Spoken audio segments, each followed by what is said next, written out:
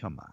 Yeah, the fabulous 8-Bit Bros program. You can check them out here on Ironic Radio Network. 8-Bit Bros. That's number 8. Then bit.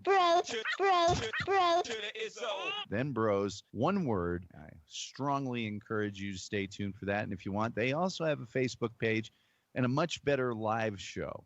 Anyway, 8-Bit Bros, 8 p.m., Ironic Radio Network. It's 8 o'clock, and you know what that means. Oh, what up, people? Welcome back to another episode of the 8-Bit Bros. It is the late edition Freedom episode part 2. Out and about, but can't go anywhere. Can't go anywhere, though. With that being said, this is not a kid-friendly show. Adult language, adult content. We have a great one lined up for you tonight. Do the right thing. Put your kids in the closet.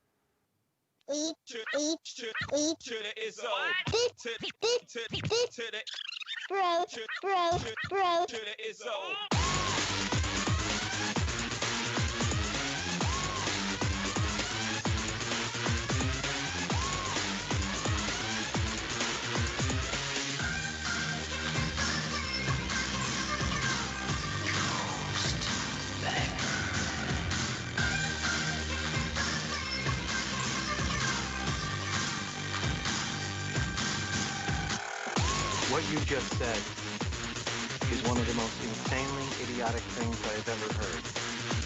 At no point in your rambling, incoherent response were you even close to anything that could be considered a rational thought. Everyone in this room is now dumber for having listened to it. I award you no points. None. No points. And may God have mercy on your soul. 8-Bit Bros. Late edition, like Wren said. It is the late edition. That's Thursday for all you fucking idiots out there. That's right. Put your kids in the closet because we got no filter. No, that was Tuesday I thought he was on. Oh, Tuesday was a great show. Oh, how do you like I that? checked in for a hot minute. Tuesday was a fun show. We had a lot of fun with No Filter Paul from Dysfunctional Family Podcast, a.k.a. Opie and Anthony, where you know who No Filter Paul is. We had Dave Hodge with us, who we've had before, and did a live comedy show with. I think that was a fun show. Center Box gets a square. What up, people? Yep, that's Wren over there. That's right, me, left box. Web boy.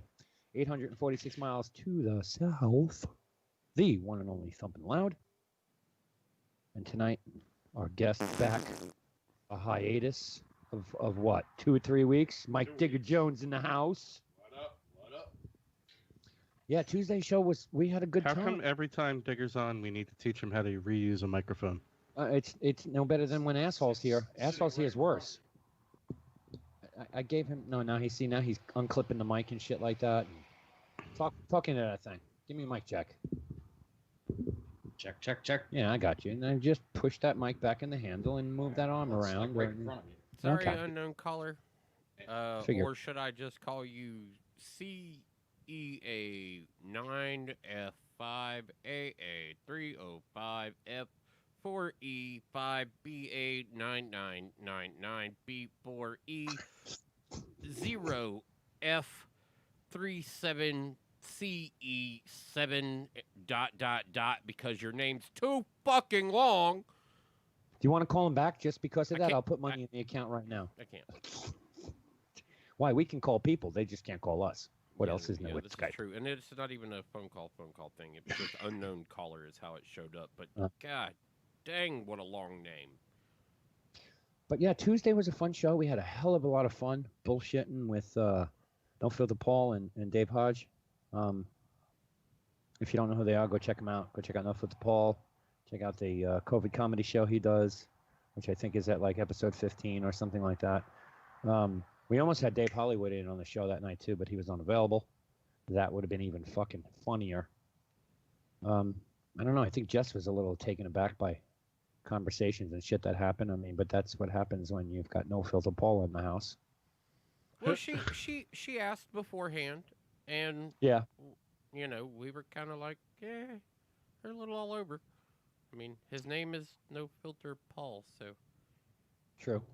I would I don't know. I'm sure you're not going to be able to see that, and I'm hoping you can't because it's got addresses on it. But I do want to. It's a piece of mail I got today. Okay, well, quit flashing it in front of the screen. So just in case the moment of clarity, when it actually does show up on the screen, somebody doesn't pause the video since it's live and then go and send it out to everybody. Just This one. so you're not doxxed again. This one, well, I can't get it up there, but I want to thank good friend, family member at this point of the 8-Bit Bro Show. Sent me a nice little, here's a picture that you're not going to be able to see. Richard Timon of the Fan Show sent me his, or us, I should say us, his official graduation card and his picture. Richard Timon's a great Good guy. great fan of the show, and just wanted to mention it and say thank you. I appreciate that. We appreciate that. It was mailed to the 8-Bit Bros. So yeah, I just want congratulations on graduating from Full Sail. If you don't know what Full Sail is, I mean, that is the place for any sports broadcaster, any kind of fucking voice personality at this point. I mean, that's Dan Patrick's college, Dan Patrick, ESPN. That's his school. So congratulations on your 2020 graduation. And we totally appreciate the, I don't even want to call it fan mail because it's the other way around. Yeah. It's kind of funny, fan mail, fan show. But anyway. So It was fan mail, really. Yeah. I mean, technically. Literally. Yeah. Literally. Literally. So, Wren, you weren't here Tuesday, so I give you the only proverbial question that none of us can answer. Or maybe we'll ask Mike too. But how's your weekend? It was good. I know you took that Jeep for a cruise. We saw them photos on Facebook. Took the Jeep out. Sunday we took it down. Where'd you shoot? Where'd you shoot that photo? Sandy Hook we went. Okay, yeah, I was thinking of doing the We same. we put all our decals on it, stickers on it. Took it to one of those you wash it car washes. Yeah. Washed it, vacuumed it in and out, whole 9 yards. Sandy Hook was closed at that point in time, so we did all that. Then got ourselves over to Sandy Hook, found a couple places to shoot some photos. Yeah, there's a lot of nice places down in Sandy Hook, especially with the Jeep, because you could take it all the way down and pull it off that off-road area. There's Shoot. certain areas because of Roped off, yeah. the whole COVID where you still can't go. There's certain parking lots you cannot go into. But we made do with what we had. We had a couple ideas of places we wanted to hit. That's just one photo of many that came out really nice. I can't take any credit for the photography. That was all Lola. She was the master photographer for that. Right. But yeah, we had a nice time. Pretty much all day Sunday we did that. I'm Saturday she ended up working. I ended up working. But yeah, Sunday we made the most of it. This weekend we're beach bound. Saturday morning bright and early, and then we'll take everything as it goes from there. Looks like Sunday's gonna be shitty, so that might be the adulting day where do laundry, clean house, blah blah blah. Yep. I'm hoping to be part of a photo shoot. I think it's middle of next week. I'm not sure. With the Scooby. Nice. With right now it looks to be like 8 other guys, and we're taking a drive to Skyline. I don't know where that is. It's in Jersey somewhere. Probably know. Northwest Jersey. It sounds Yeah. like West Jersey. High Point. It's Northwest. Yeah, it's up on some fucking. I think it's High Skyline Drive is High Point. Yeah, I High think Point. so. Yeah, you could see New York, Yes. Jersey, PA. So I'm hoping Stand if on a spot. if that materializes, I'll be in a photo shoot with the car will be. I don't want to be in the photo It's shoot, nice just the up there. car. But yeah, I've done the same thing. I'm looking for places to go and shoot photos of the vehicle, shit like that. There's a lot of places in Jersey to do that. I will say one of the most nerve-wracking things I did this weekend was I put the decals on the hood. Well, you should have said something. Bro, it was kind of like that rite of passage kind of thing, if you know what I Yep. mean. Yep. I mean, the measuring 17 times, Yeah. and the font. Well, the crazy thing is the font that I chose Right. is kind of like a Hawaiian leaf pattern. So when you're peeling the sticker, it's got all these little bits Intrinsics, yeah. Did they put a dampening over it so you just apply it and then peel it It back? was a double layer. You peel off the back layer. You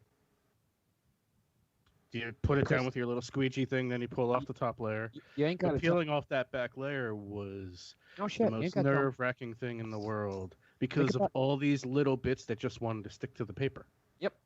You ain't got to tell me. And I once remember. you get that on I there, you can't get it off. I dropped those Well, it's decals very on my hard to wing, and anyway. if you remember, that's cut out STI, and that shit is not attached. Bro, if I showed you the little bits I'm Oh, yeah, you talking about, I know exactly what you're talking about. Trust me, I've done many a sticker kits. I've done them on cars my entire life.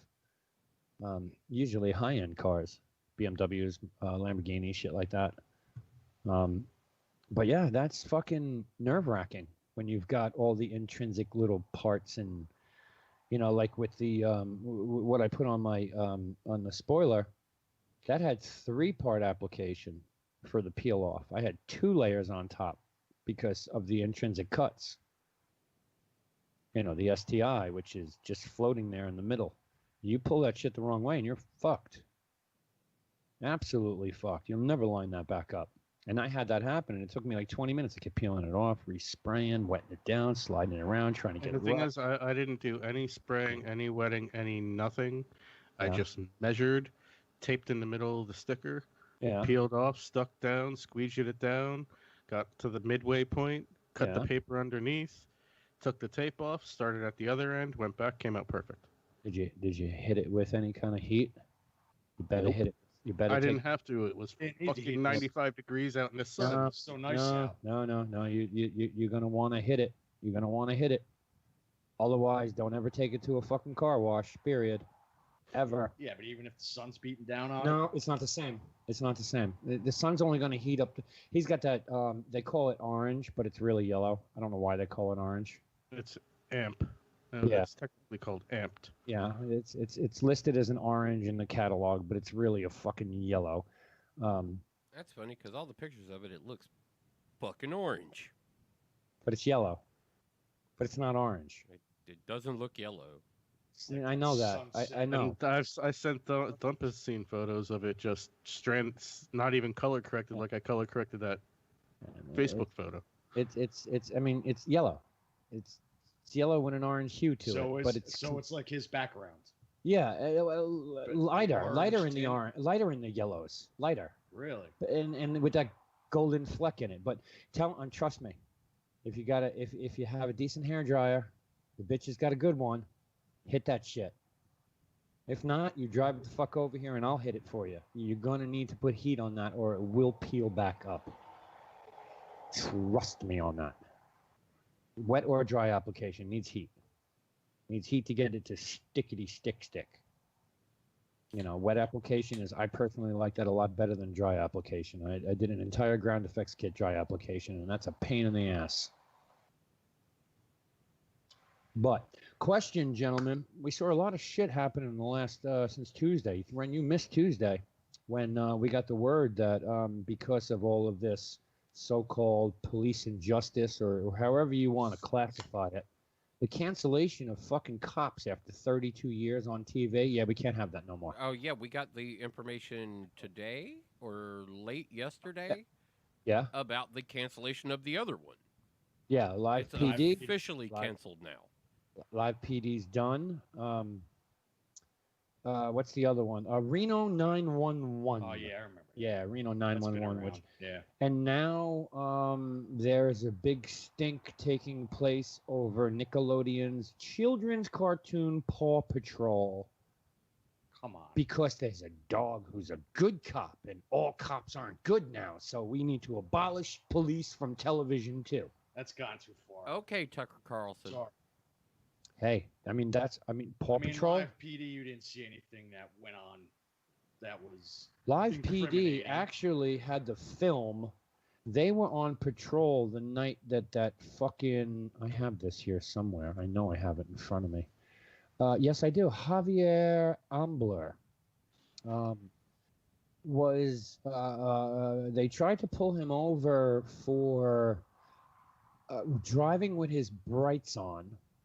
And the cop who turned around and threw his bubble gums on and chased No, You know no, what I no, mean? no. Rip Come on. Tell the case. story right if you're going to tell the story right.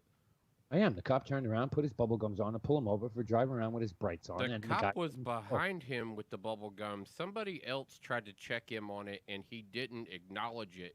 So the cop flipped his bubbles on. Right. So The cop was 22 already minute car- behind him. 22-minute car chase at high speeds. Yes.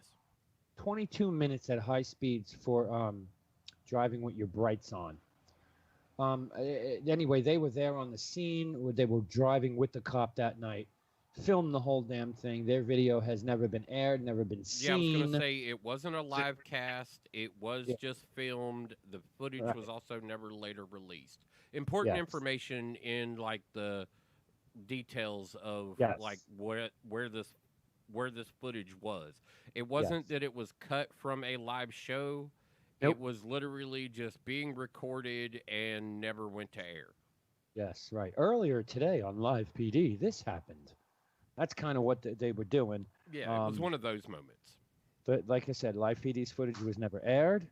It was never turned over to any kind of authority board.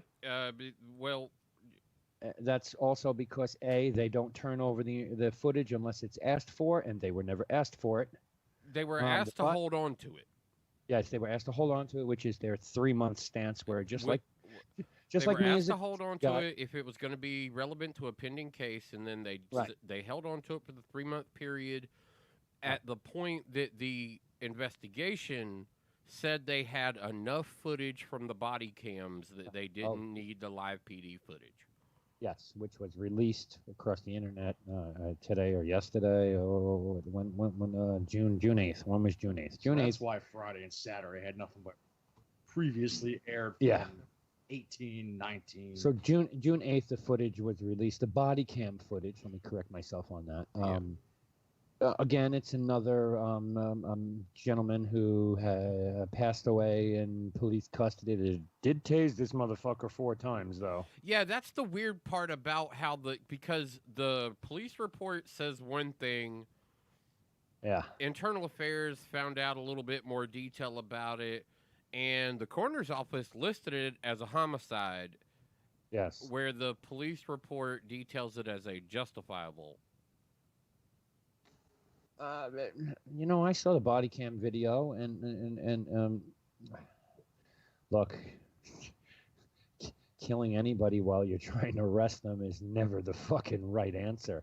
I mean, unless you brandish a fucking gun or go after the cops, then you shoot them the fuck down. That's why you cuff them. They couldn't cuff them for eight minutes. They were trying like hell.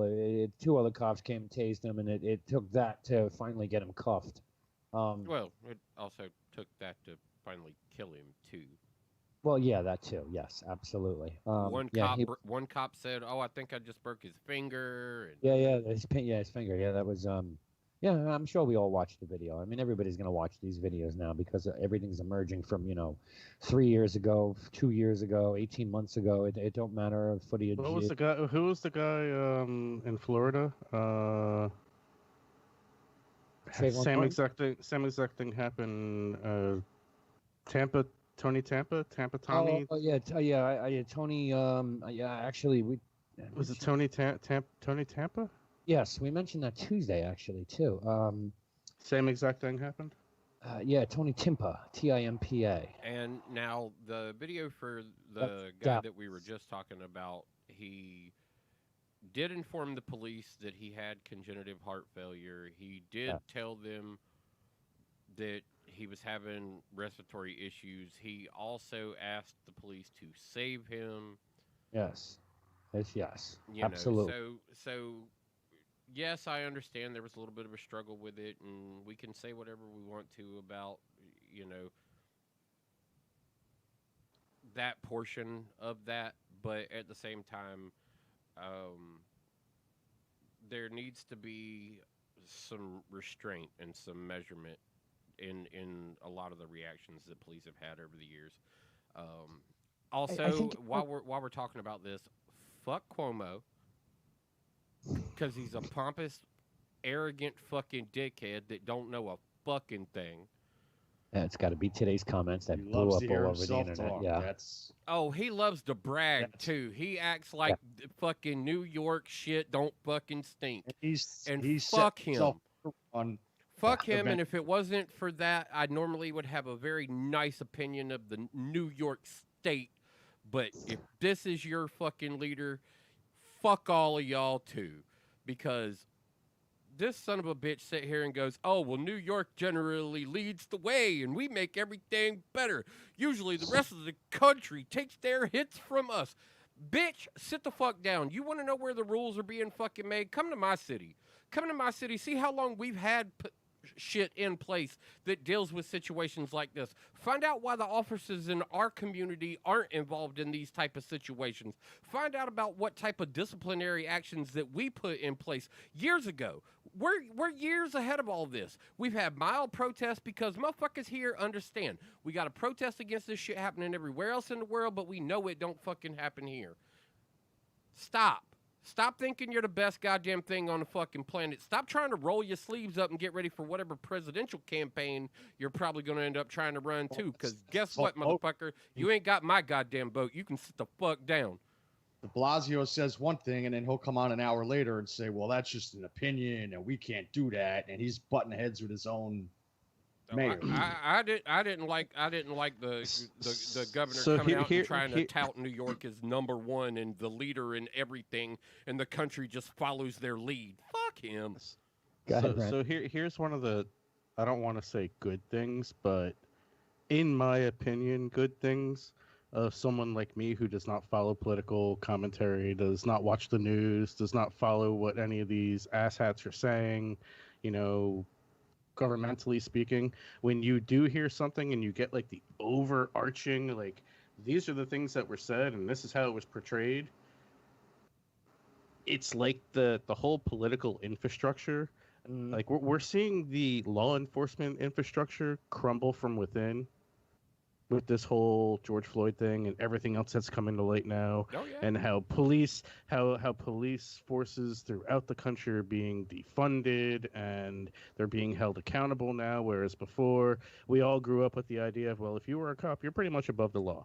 Like we needed to prove that they did something wrong, whether it was entrapment or whatever it was, our whole entire lives. That's right. Now they don't have that luxury anymore because the entire spotlight is on them and every move they make is on them. Well, they're still protected by that law that they're now trying to reverse, which is you can't civilly sue a police officer in any kind of Right. wrong death or anything to that matter. So getting back to my comment about how the political infrastructure is now crumbling within itself. Right.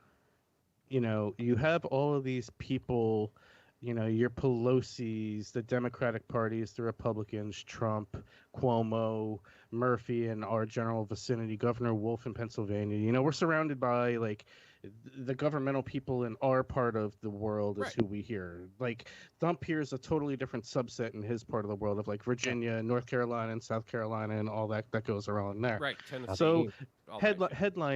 headlines like for today, you know, let's see here. Republican senators defy president to strip generals' names from army bases.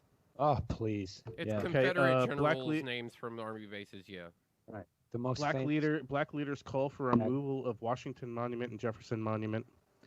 That's- Pelosi wants 11 statues taken down at Capitol. Yeah, Like, that's- it's nobody knows what's going on right now, and all the people in these, like, political senses are just burying themselves at this point. Like, in our state, Murphy is like, yeah, well, we're gonna be hypocritical here and we're gonna say one thing and do another. And then all of a sudden you had Asbury Park come out like at 9:00 last night and they go, yeah, on the 15th, you can go fuck yourself. We're opening our restaurants inside and out. Yep. You do what you want to do with that. Go fuck yourself. This is what we're doing. Yeah. There Now, mind you, right before that Yeah. statement, you had the mayor of Point Pleasant, one of the largest, most popular beach destinations in the northern part of the New Jersey shore, was course, totally ransacked, and it looked like a mob came through and destroyed the joint people the are night before. That guy, yeah. Yeah, people are disgusting. I mean, we've talked about this through the Organize a whole road thing. party. You go to a fucking parking lot to go to ShopRite, Stop and Shop, the Publix, whatever the fuck the name of your grocery store is, and you got to walk over 26 gloves to get to the front door. I mean, people are fucking slobs. pigs. So funny you bring that up, because last night I went grocery shopping in between waiting to get some shit done and so on and so forth. And I'm like, now's the perfect time to go to the grocery store. Go to the grocery store, and what do I hear over this empty grocery store? Mind you, it was like 6:30 at night. Right. We at ShopRite are trying to do better, blah, blah, blah, blah, blah. Please take your masks and or gloves and throw them into one of the various receptacles we have throughout the store or our parking lot. Yeah, one of the 40. Please do not drop them on the ground in the store or in the parking lot. Like, the fact you even need to make a PSA about that is fucking asinine. Yep, because people are fucking disgusting. I see people still going into the liquor store. But these same people that are dropping the gloves and whatnot are the same people that are probably sitting there bitching about how dirty it is. I'm glad I've never seen anybody done that, because like I said, with this whole Floyd thing, I would have jumped in on that. I'd be all over somebody dropping fucking gloves. Pick that motherfucking shit up right now, you piece of shit. You're standing next to a garbage can. That's what's even worse is a lot of, like, Aldi's down here, right here. You know where Aldi's is, right behind fucking TGI Fridays, which, by the way, may never open again. Probably not.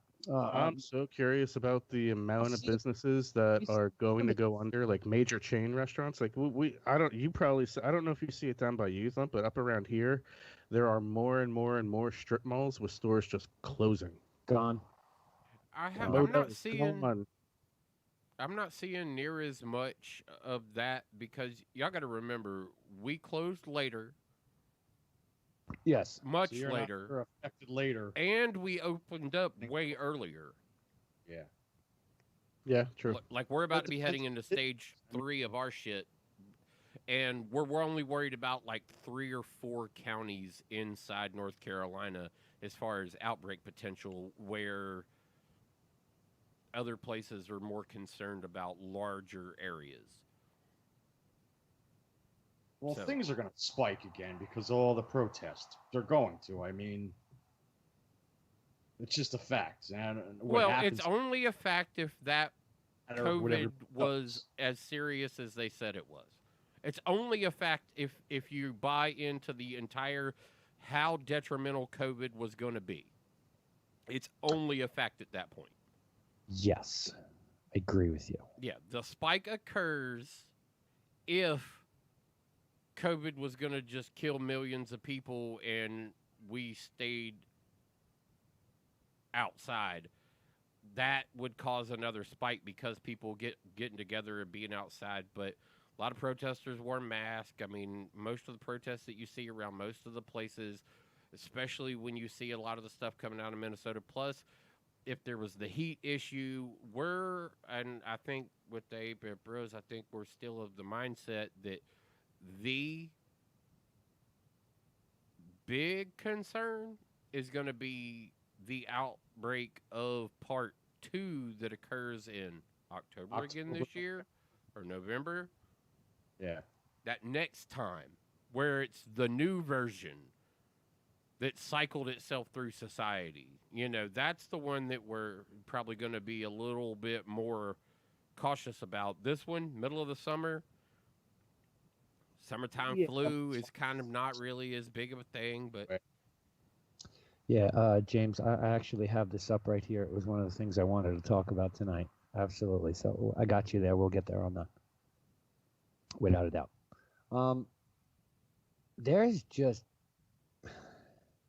There's so many things that are like all over the place. You know what I'm just going to say, because it's what I do. This whole police injustice, Black Lives Matter will disappear in 6 months, just like it did 3 years ago, just like it did 5 years ago, just like it did fucking 50 years ago with the civil rights movement, because I think personally there is a large group of people in this country and all over the world who don't give a fuck about you, me, your neighbor, or anybody else. There's quite a few people. Like It's that. just like the That's ours. Occupy movement. Oh my God, this is going to change the fuck. It did It's just our nothing. new It generation. did nothing. It did is- zero. What did it do? No, all the Occupy movement did. It's funny you bring this up because Lola and I had this conversation last week. The Occupy movement did one thing. It gave all of the hippies and deadheads and fish heads something to do while their bands weren't touring. Because I went to the Occupy protest down at Zuccotti Park Yeah. and walked through it and the whole 9 yards and saw plenty of people that I used to see out on tour. I'm sure. Yeah. Yeah. The only difference was you had people who were coming in and making, certain political speeches, so on and so forth, that, gave it a different vibe, but it was all the same thing, being green and smoking weed and, panhandling and everything that any fish festival or deadhead festival that I ever went to was. Politically speaking, no, it really didn't do anything. They were trying to create, the whole Occupy movement was trying to counterbalance the Tea Party movement that was happening at the same time. Yep. The Tea Party movement was just a bit more organized and had a bit more money behind it because it was a Republican faction of the same type of thing. Because it was a real political organization where Occupy was, it's the same thing with Black Lives Matter. There is no capital. There is no head of it. There is no agenda. I mean, okay, Black Lives Matter movement is different. It has an agenda. Its agenda is right in its fucking name. Okay, Black Lives Matter. I'm sorry. After last week, I know I talked to you guys or was sending that message about writing an article. All lives matter, and I understand all lives can't matter until Black Lives Matter. But I'm sorry. I was brought up in a mindset that all lives matter. Yeah, but Don't but go with hold this. on. Oh, look who just walked in. Oh God, the asshole's here. Hold on. Hello. In that same breath, How's everybody doing? that you say all lives matter, you Yeah. also understand that inflection dismisses the one issue that people are currently very, very adamantly upset about. And by all accounts of anything that you could prove are right in their assumption of being highly upset and probably should be even more upset. Oh, I don't disagree with that. I mean, look, the civil rights movement, we talked about this, and we've talked about it personally, and I think we even talked about it on air, but I'll say it again. Civil rights movement was 1964, okay? And actually it started before that. But in Where? 60 Where? Well, everywhere, but, Where? Watts, Georgia. So you're saying that the civil rights movement started in Watts? Well, Watts was a major factor for it. Okay. Where did it start? It started. Well, Or hold Georgia, on a second. or Georgia. Hold on. Where? You could even say Alabama in Sure. 65. Yes, well, that's what I'm saying. 1965 is the year. 64 is when it really became. All right, if you haven't watched it yet, I watched this over the weekend. I highly encourage everyone on go watch the movie The Help.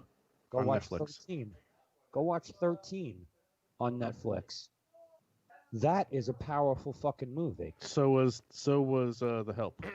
13 is done. 56. Go ahead. In the winter of 1960, Right. 4 college men decided to sit down at a whites-only countertop. Right. They went to North Carolina A&T, and that was at the Woolworth in Greensboro, North Carolina, where February 1 is recognized as the true kickoff of the activation of the Okay, civil rights movement. What year? 1960.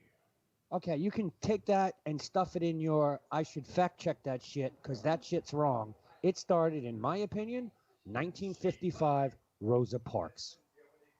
That's when it started, December 1st, 55. You can even go back further than that. but it's all takes place Well, I was in. gonna say I'd probably go back further than that, I but mean, sure, you can go back to fucking 1880 something when we tried to abolish slavery, whatever the fuck term you want to. I mean, So- you know, that's 1870, 78, 1877 or some shit like that. So this has been a long. My point here is it's been a long fucking fight. Well, the civil rights movement, what was written into law that blacks could vote, blacks didn't need to be segregated. I mean, the Jim Crow, that whole fucking all that shit abolished and abandoned in the '60s. Yeah, it's only been 60 years. So has it been long enough? Yeah, it's been fucking long enough. People grow up. People grow up. I like we had the conversations, like I said, personally and privately, and on air. I'm at a loss for the things I grew up understanding. All lives matter. To me, all lives matter. I get it. All lives can't matter until Black Lives Matter. Where were you fucking people 6 months ago with the Chinese? Where were you fucking 10 years ago with the Muslims? Nobody gave a shit about them. You fucking ran out every Chinese restaurant during COVID. Why? Because they're Chinese. yeah, I mean, but all lives but matter. you're also pinpointing very short-lived instances Yeah, the Black Lives Matter that were 5 years also ago, just short very lived. small moments in times where you're you're disacknowledging 400 years of still being treated less than a normal person. Yeah. How about the Indians who have no choice but to live on fucking reservations? That's over. Okay, well, all you're saying is that you would rather talk about anything other than the no, fact that no, Black Lives Matter. No, not true. All I'm Okay, saying well is then all I you're have saying brought is up- that you believe I that all have lives brought matter. Yeah, up- I said- understand that, and most people would also agree with you. But that's racist to say now. But you're Drew Brees in the moment where you're just kind of saying something you don't need to say. It's not you don't need to make that point. It's not really a point that you need to make. You're my just point's saying that that's the one that you stand firmly behind. No, I stand behind that. I also stand behind the fact that I don't see color. But that's fucking racist to say now too. Like I said, I had Meanwhile- my privilege checked by a black lesbian when I said I didn't understand why it had to be so forced when they talked about the San Francisco 49ers coach not only being female but being openly gay.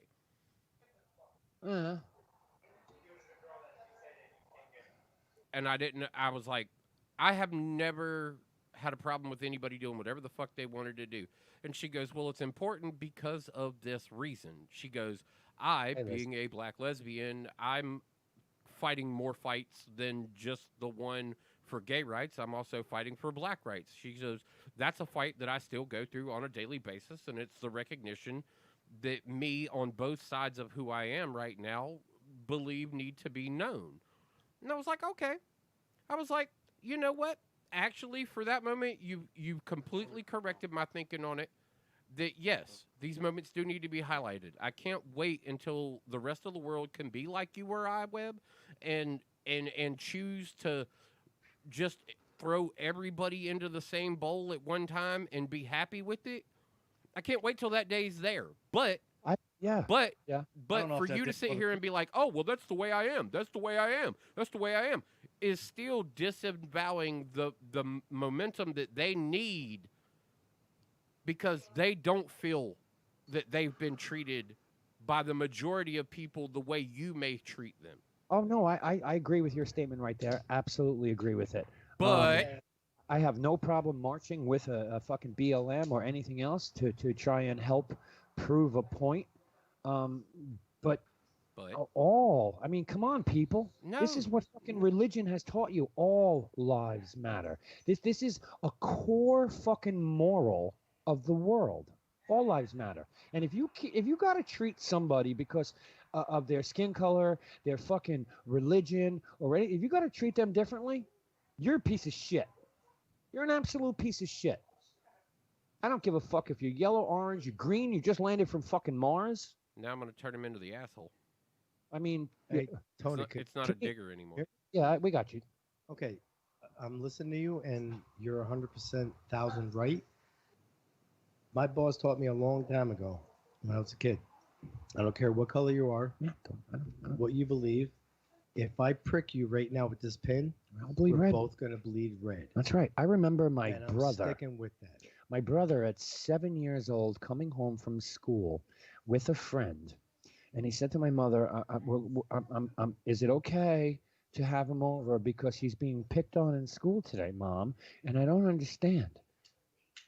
They're calling him brown and black, and I don't understand. He's no different than me, Mom." I understand you're highlighting an issue about how you were fortunate enough to not get roped into the systemic racism Yes. that a majority of black people feel. Yes, I guess. And you go in, Yep. oh, well, I'm not that guy. You should just get over it because I'm not that guy. I don't treat you that way. You're making it a statement that is irrelevant to the conversation. They feel all lives matter too. They're Yes. not bad people, but at the time they want respect. They want respect. So Yes. you saying all lives matter, you're basically dismissing them in the conversation and trying to throw them into this bowl, and they deserve more respect than that currently. More respectful. Wait a second. You say currently. What the fuck happened 5 years ago? If that wasn't current, nobody gave a shit. Correct. And that's exactly what's going to happen now come fucking 8 months. But Nobody's that, going to see, care. that is And that's that, a but problem. that is the problem. That is a massive problem.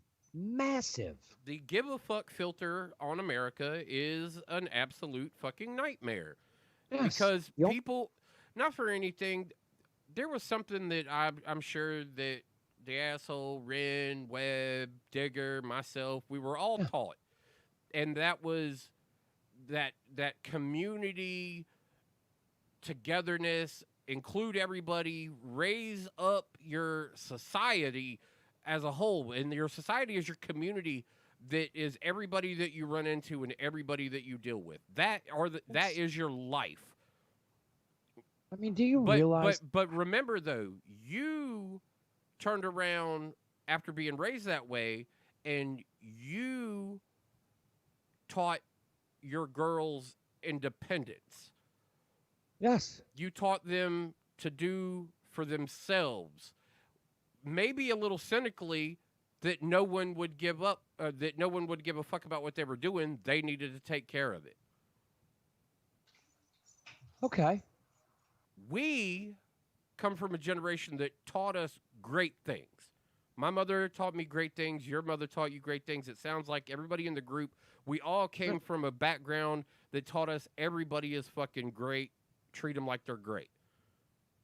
And that's where we were raised. But turned around, and the generation in between me and now, they were raised to be isolationists, to learn that only they could do for themselves, that nobody gave a fuck and would help them along the way. They weren't given community.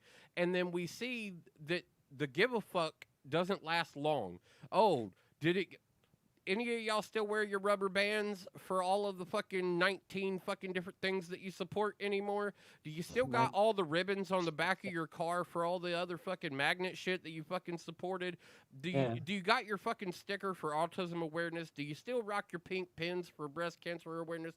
The awareness filter goes away with that give a fuck at the same time. You're not wrong in your statement, but it was a community change where we, and I say we because we're the responsible party for a lot of the education of that next generation that came after. Those people weren't taught all that togetherness. They were taught how to handle shit on their own.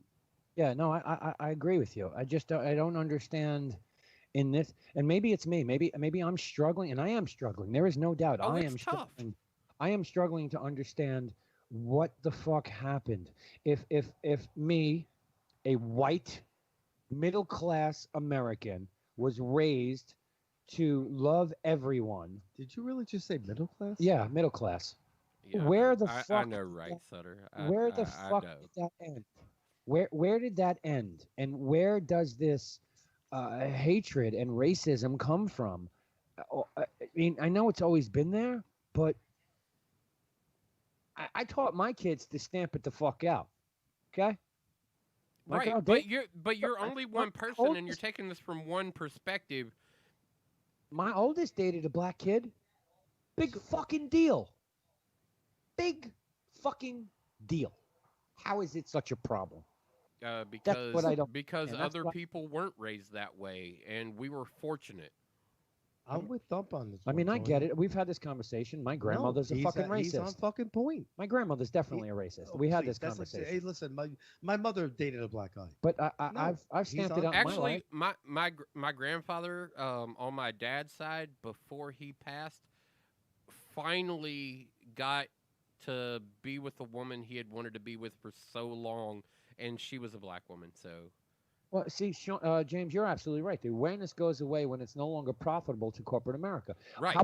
How about politics too? Because let us not forget, the black people only fucking matter when it's election time.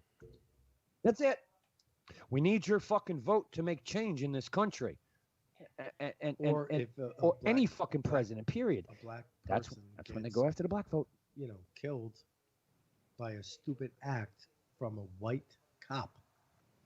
Yeah, but and the that's- good part is this How hasn't about even we take out the really- words white and black in that, No, and it's 'cause just this is how they fucking portray it somebody. on fucking A cop TV. killed somebody. No. Why don't we take the white and black out of that? Because All right, that I don't- think is all the right, real all right, fucking okay, problem. So, all right, so then I'll do this. Okay, a person Yes. arrested a person and fucking handcuffed him. Yeah. And he wasn't restraining. He wasn't trying to fight and put his fucking knee on his neck. Yeah, that's happened many killed him. times. Many times. Okay, that's like fucking murder. So Yeah. we're gonna go person to person. Is that all right, Tone? No. All I'm saying is, I think the issue here is No, the issue is it fucked needs- up. Yeah, it is That was fucked up. totally wrong. And what happened is a tragedy. Okay, whether it's white, black, green, purple, green, whatever the Yeah. fuck you want to call it. I don't Yeah, give a but fuck. like I said, But here's like my I said problem. when it Hold on. popped off though, I is just want to finish this, and I'm going to give the phones back to Mike. Here's my biggest problem, and I don't get to speak about this because I don't do a show as you all do. But I'll say this: Mhm. no matter what color, no matter what race you were, that person, okay, Floyd, doesn't make it right to riot through the whole country, destroy and loot, and walk out smiling with 70-inch TVs. That Or is cheesecake. not that is not Tony. But That but is also not also justice. stay, Hold on. stay on top of your education when you do this though. Remember that it wasn't the protesters who did this, it was the agents of chaos. Yes, the rioters, The agents of anarchies. chaos, Yeah, Yeah, these people there's a don't lot- support either side of this conversation. But They Thump, weren't sucks marching. They because- saw an opportunity where masses of people were going to be gathered, and they knew that they could influence a misdirection of these people's ideas. Look, I'm on top of this fucking thing where I want this dude. They should give him the electric chair. And the three dudes, they made the excuse that Unfortunately, they that's made never the going to happen. excuse that is they're two of them. It was the Rookies, first week of their noobs. job. They were It was noobs. only on 1 week, dude. If I see fucking Tony doing this to Mike or my girlfriend or Tony, whoever, I'm just, dude, what the fuck you doing? That's Get the right. fuck off Yeah. the guy's handcuffed. So anyway, the last thing I want to say is he deserves everything that's coming to him as well as the others. What's going on with the looting, that's not justice. Can you Are imagine y'all me still standing in having front of problems with looting 10,000 anywhere? saying that this is not justice? They're doing the system. They fired him, let them do what they got to do. And this reminds me of the Rodney remember him? Sure. Okay. Oh, yeah. Okay. All right. Here's the deal.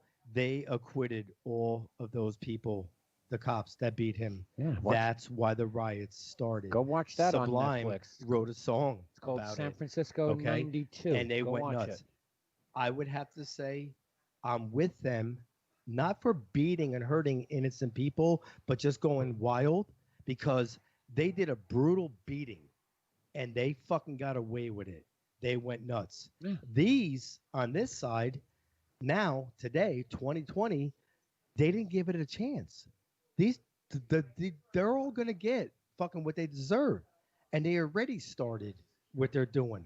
There's mom and pop businesses. They gave him murder 3 at that first, and they ended weren't up- charging the other officers. was So to sit born. here and say They didn't give it a chance. They saw something happen, and it wasn't what needed to happen. Give it a chance, Dump. They They didn't go charged him with they're murder saying- 3. They hadn't even arrested the They're motherfucker going- to begin with when they started fucking No rioting. justice, no peace. Fuck the police. No justice, no peace. Fuck Fuck 12. the police. And that's what they're doing. How weird of a chant is that going through Seattle? Fuck 12. Right? This whole fuck 12. like Tampa that Bay was too, the when you think only about it. comedic value I gained out of any of this was the fact that like I knew there were protests going on in Seattle, and I was like, Get off. how do all the 12s feel? Sorry for dropping in. Yeah, how do all the 12s feel? 12s feel when they're out there screaming "fuck 12"? But it's like, wait, Yeah. isn't that us? Does Tom Brady take a new fucking number this year now? I mean, you mentioned something about the rioters who look at the opportunity. There are people who, not rioters, looters, excuse me, and the anarchy of chaos and the chaos creators, all that shit. But this happens at every opportunity. It doesn't have to be a cop killed somebody. It could be a motherfucking power outage and there's rioting and looting. So it's the opportunists who look at it and go, well, here's my chance. Yeah, Here's my but, chance. those are the same agents of chaos. Yeah. They're like, oh shit, there is a moment to cause chaos. Yeah, They don't- Here's my chance to fucking bust the store window and steal that new 85-inch TV because I can't afford it to begin with, or maybe I just need another one. Yeah, but But also important to look at the fact in this situation, it was very well documented that in several areas that police were the ones that broke windows. Yeah, there was bunch Like, so to sit here, like, I don't. You know what? I will don't say that. I don't blame anybody for all of that situation. I think it was a distraction. I think it was meant to be a distraction. I focused primarily on the facts of the situation, and I focused primarily on the people who were standing in support of the problem. What is going on became a national response to a governmental agency killing Americans. Period. I think the rioting and looting in any situation will happen, like you said right here. Oh, the police breaking windows. I mean, I took shit on this show from people and outside of this show in my personal life for saying these words. 9/11 firefighters looted the fucking jewelry stores that were in the concourse of the Trade Center and every fucking ATM that was there. But what do I know? You don't know shit. That's fucking bullshit. Oh, really? Yeah, that was Really? aired. Because I can give you hardcore fucking proof when clients are coming into my office and going, "What do I do with all these diamonds?" You're a firefighter. What the fuck you doing with diamonds? Well, I was at fucking the Trade Center. Okay, what should I do with all you this? returned them back to Hellsburg, son of a bitch. Oh no, they kept that shit. But it's not just the cops. It's anybody and everybody who sees an opportunity. It's also and what made the price of diamonds plummet. Yeah, I guess You're always going to have corrupt cops, well, corrupt firemen. is it corruption or officials. is it just at that point of, oh It's shit, the greed. world's going It's to just hell in a greed. handbag, It's and I like- can take advantage of this right Exactly. now It's going and to better shit. my household. Let me do what I can do now because who knows if we're going to be Yeah, I here was going to tomorrow. say it's just corrupt people. I was like, some of the people are cops, some of the people are just people, some of the people. You see the video of the woman walking out of a fucking cheesecake factory with a cheesecake? You stole a cheesecake. What the fuck is that? Yeah, but What that okay, had to but do with see, just like you have redirected this conversation back into let's stay focused on the rioters and looters. I'm It's curious. really it's an irrelevant fact of the matter. We know it happens. It happens all the time. Every time some shit pop off, like you said, whether it's a blackout, whether it's a fucking I've a police seen the loot incident, riot whether on a black- whether it's anything, like that these types of things happen when the availability to go and break into shit and steal shit becomes available. People who are of that mindset will seize the opportunity, and especially if they hear that there's going to be a group of motherfuckers that are about to go take over this fucking place and get all the shit out of it, then they can build a little army of their own to go in there and fucking handle that shit. Like, we know that those are still just chaos makers. That is taking away from what the point needs to be. Yeah. What the point actually is, like I said, down here. We had some people throw some shit at some stores. Most of our places boarded up, though, to make sure that shit wasn't too bad. We had a couple companies that even put murals up in support of the protest. You know, we had one mural that was defaced, and immediately that person was investigated and arrested for what they did. So, like, which was really the start of this kind of moment for the show tonight. Turns me back around to Cuomo. Like, New York, y'all don't start shit that the rest of the country starts doing. You didn't shut down before California did. You didn't take COVID more seriously originally until after something else happened. Don't falsely make yourselves the leader of this country when you're not. Don't perpetrate yourself to be the number one state in this nation when you're not. And it was despicable of the representation of that state to allow that governor to make those type of statements. Well, if you remember, Thump, and I agree with every fucking word that Thump just said in regards to New York and our politicians here, I totally stand behind what he's saying. But if you remember, it was only a couple of weeks ago when we were talking about Cuomo, and he's a fucking blowhard. All he likes to do is hear himself fucking speak. He's the only governor who is on every major news. Oh yeah, national. And he has a nationally. It goes national. Yeah, like I said, calm down from rolling up your sleeves for that presidential bill, that bid that you're not running for currently. Like it just seems like. Remember what I said 2 months ago, and I'm like, this motherfucker is gearing up. He's saying he's not doing it, but you watch. Yeah, you watch They're how gonna he's give doing him the nomination because nobody wants Biden. Maybe in 8 years. You ain't getting him this year. No, he won't get this. He won't get this election. No, you ain't getting him 8 this years. When he's out. It was. I'll say this: it was really weird to read a clip that said that Romney has taken a new position and believes that Trump will be reelected. I think Trump will be reelected also. I firmly believe that he will be. I won't be voting for him, just so everybody knows. My vote won't be going there. And not for anything, the masses of people who are out here on the street protesting for George Floyd right now, take a day off in November, because protest all the way up until then, please. Oh, yeah. Every fucking day. Keep it fucking going. 24/7, 365. Like, until shit really fucking changes. Please, keep it fucking going. Because change needs to fucking happen, and you're the only instrument that is going to bring about the change that we need. So, go ahead. Do it. Let it be a revolution. Let it be televised. Let us control the narrative moving forward. We, the people in this situation. But please take a day off on November 2nd? November 8th. November 8th. 8th or 10th? No. Whatever day is election day. I think it's the whatever day you're supposed to go vote. Please stop doing everything. Tell your job they can kiss your fucking ass. Go wait in these ridiculous COVID fucking lines that are going to be there. Like, do everything within your power to make sure that your voice is truly fucking heard. It is the only control that we seemingly still have over our government. And you need to lead this country because it's yours. Here's the problem with Election Day, November 3rd. 2020 this year. And I see this as being an absolute fucking disaster.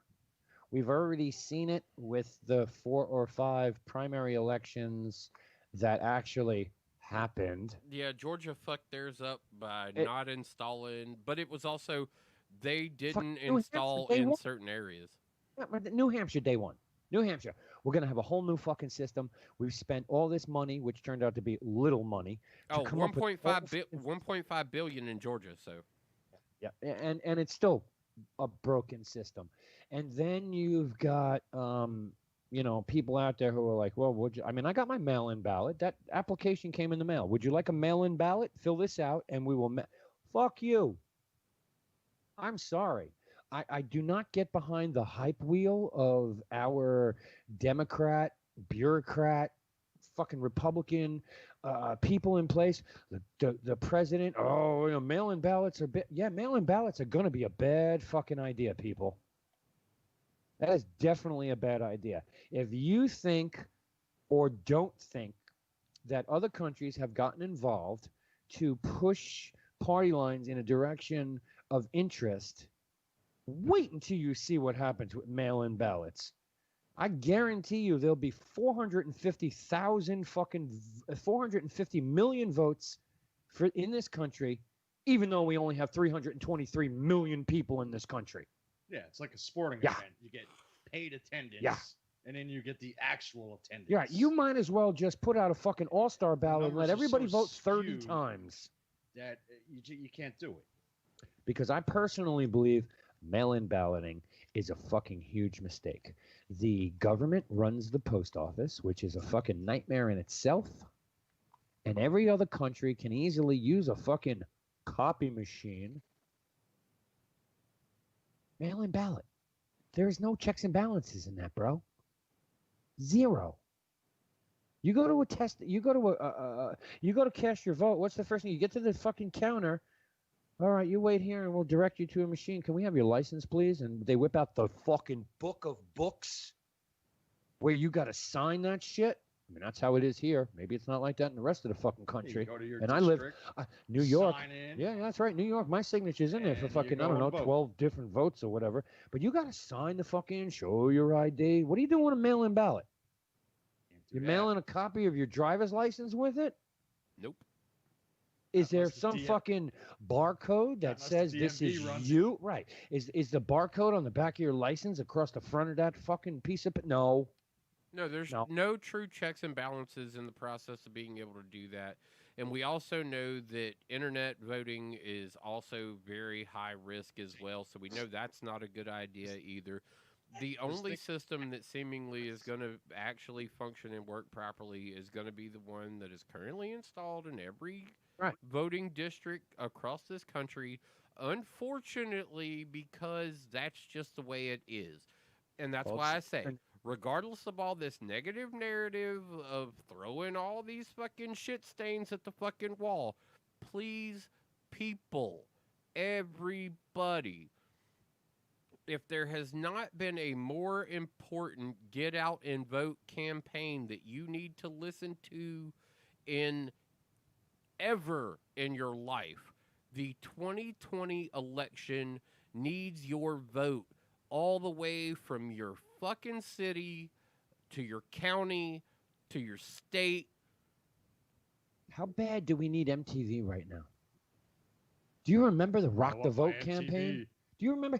Okay, we make fun of MTV because they don't show fucking videos anymore. But you know what? We need something like that right now because when fucking MTV did their Rock the Vote, they got 55 million people to go and vote that never voted before in their fucking life. And I'm rounding that number up because if I'm not mistaken, and you can fact check me, it was 54,600,000. 54,600,000 fucking people who never voted before in their entire life. Ever. Right, and there's a whole bunch of those stories out there, and like mail-in ballots are questionable. It's definitely not the most firm. Any of your local governments that try and enforce the mail-in ballot ruling, go to the campaign of COVID is bullshit and tell them that you want to submit your vote through trackable registry. It's called sneaker net. You put your fucking sneakers on and you walk your ass to a voting center. Yeah, but they were threatening to have not as many of those open, and not for anything. If your voting station or polling station is not open, that is a violation of federal law. I will say this. We're going to take a break so everybody can bio, we can regroup.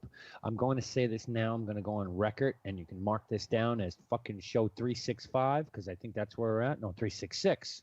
Right. Yesterday, or the Tuesday was the yearly mark. This will be the most highly contested election in the history of electoral voting. This will be worse than Florida. This will be voter worse than fraud. Florida. Voter fraud reports are going to be rampant. Go out and vote. Don't fucking mail in a ballot unless you're like over 80 or don't live in the country and are entitled to vote. Walk to a fucking center and vote. Because I can only imagine, I see it, and like I said, I'm going on record. This will be the most highly contested election in the history of our country. In the history. This will be worse than the first one. Yeah, right there. 1,600 people in Georgia with one polling, 16,000 people in Georgia, one polling station due to gerrymandering. Where they spent $1.6 billion on retrofitting their system to update it. And then they said, "Oh, well, COVID happened and we didn't get it, we didn't get it all done because of the COVID." And what ended up happening though is, as the investigation's gone on, is that the places that were left out were further implements of systemic racism and a divide amongst the poverty line of not allowing poor people to vote, or large areas of concentrated African American votes that were not allowed to vote because their systems hadn't been installed yet. So that is the definition of gerrymandering, where you're basically you're not allowed to vote because, well, other people voted instead. We'll take a break. We'll come back. We could talk more about this. We could talk about the Discovering America bill that's being put on the table. If you don't know about that, I can inform you on it. If not, during the break, you can just Google that shit. This is quite interesting. I kind of like the idea of it, hands down. Hey, Bros, Thursday, it's a late edition. Maybe we'll come back with something lighter. Oh, shit, maybe we can talk about how the Confederate flag is a fucking problem all of a sudden again. All of a sudden again. Yeah, this statue's got to come down. For 100 years plus. Yeah, it's fucked up what's happening in this country right now. I like how he said lighter and then went real heavy. And then you got that fucking stupid shit, Bubba Wallace. Go fuck yourself, Bubba Wallace. Go fuck yourself. Had these statues. Well, no, I'm more of the go fuck yourself, the truck driver who hasn't even raced this season, who's like, I'm quitting because you won't let Confederate flags at the tracks. Fuck that guy. Yeah, I forgot his fucking name now. Ape Bros, Thursday.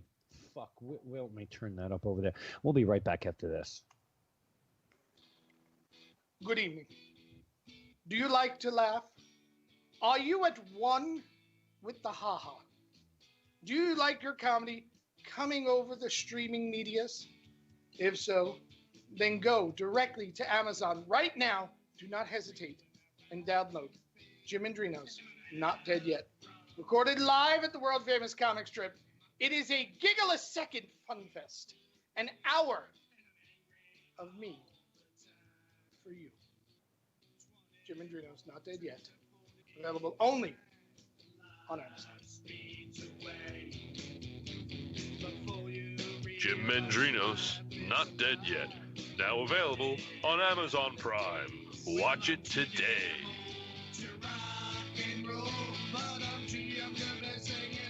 Hi, I'm Snowy Angel. And I'm Kinky Candy. Have you heard of Spunk Lube yet? Oh, you have got to get it. I mean, really, it's the lube that everyone's talking about and everyone's going to want. Look at that. It looks like real cum. Yeah, I mean, how can that get better? I mean, it's nice. It just feels so good when you rub it all over yourself. Everywhere. And you know what gets better about it? There's different kinds of Spunk Lube. They actually have hybrid, Yes, and they have different colors too. Like they have pink and yellow and even green. Like what can get better than that? If you want like the kinkiest, spiciest nights, yes, spunk lube. Oh hell yeah! Get spunk today. Get today at spunklube.com. That's right, spunklube.com. Don't forget it. Get yours right now.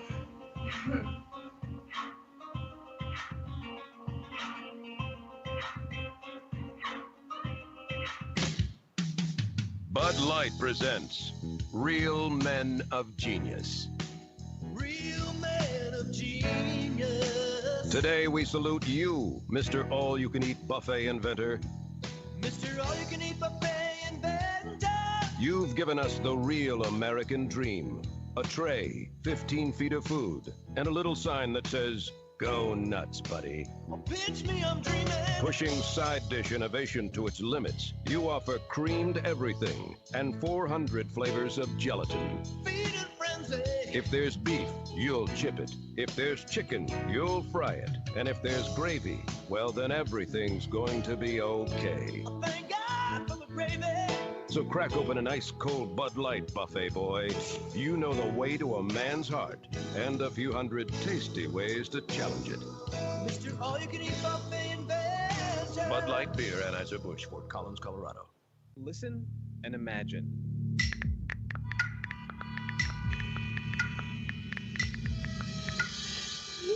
It takes 5 seconds to send a text, and for those 5 seconds, you're driving blind. Life is worth more than a text. Stay alive. Don't text and drive. Visit StopTextStopWrecks.org, a message brought to you by the National Highway Traffic Safety Administration, Project Yellow Light, Noise, and the Ad Council. Hey, everybody out there. This is John G, and I have a special on Amazon called Living Large. It's a stand-up special. It's funny. It was shot at the Comic Strip Live in New York City. You're going to love it. You're going to see me at my biggest. See, a few weeks ago, I had a heart attack. So if you don't want to go watch it because I'm funny, have some pity on me. Go watch my special. I'm in weight. I'm not going to be so big anymore. No more living large. I got to lose weight. They want me to take off pounds. I don't want to take off pounds. I love food. But anyway, go watch the special. It's going to be funny. And I don't know how much longer I got to live. I'm wearing this defibrillator thing. I don't know what this thing does. Supposedly it shocks me if my heart stops. My heart stopped years ago. Anyway, John G, Living Large, Amazon. Go check it out before I'm not here to watch. John G. Living Large, now available on Amazon Prime. Watch it today. You got something you want to get off your chest? We want to hear it. Call in 917-720-3038. The Ironic Radio hotline is now open.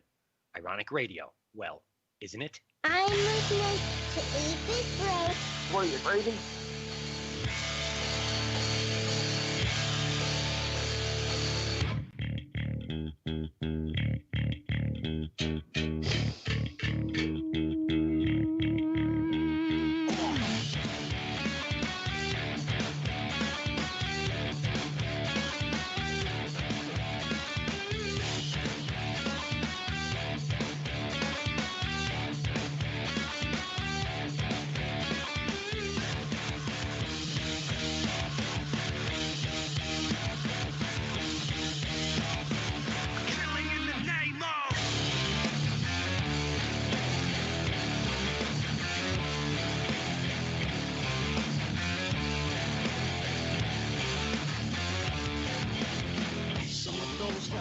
Forces are the same that burn crosses. Some of those that work forces are the same that burn crosses. Some of those that work forces are the same that burn crosses. Some of those that work forces are the same that burn crosses.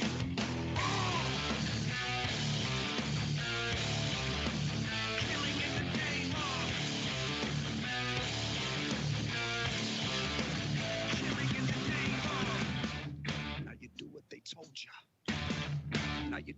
told you. Now you do what they told you. Now you do what they told you. Now you're under control. And now you do what they told you. Now you're under control. And now you do what they told you. Now you're under control. And now you do what they told you. Now you're under control. And now you do what they told you. Now you're under control. Now you do what they told you. Now you're under control. And now you do what they told you.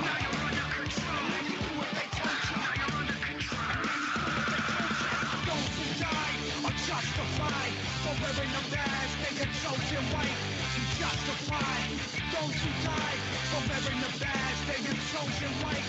Those who die are justified for wearing the badge. They get chosen white to justify those who die for wearing the badge. They get chosen white. Come on.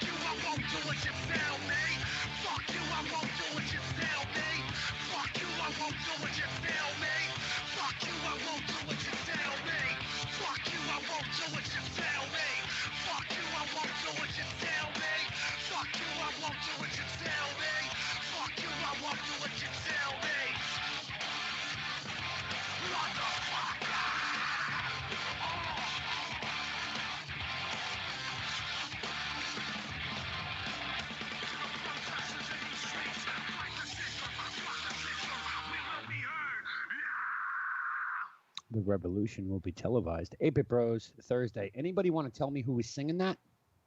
Anybody in the chat who was listening to that want to tell me who sang that? Because if you tell me it's Rage Against the Machine, I'm going to tell you it wasn't.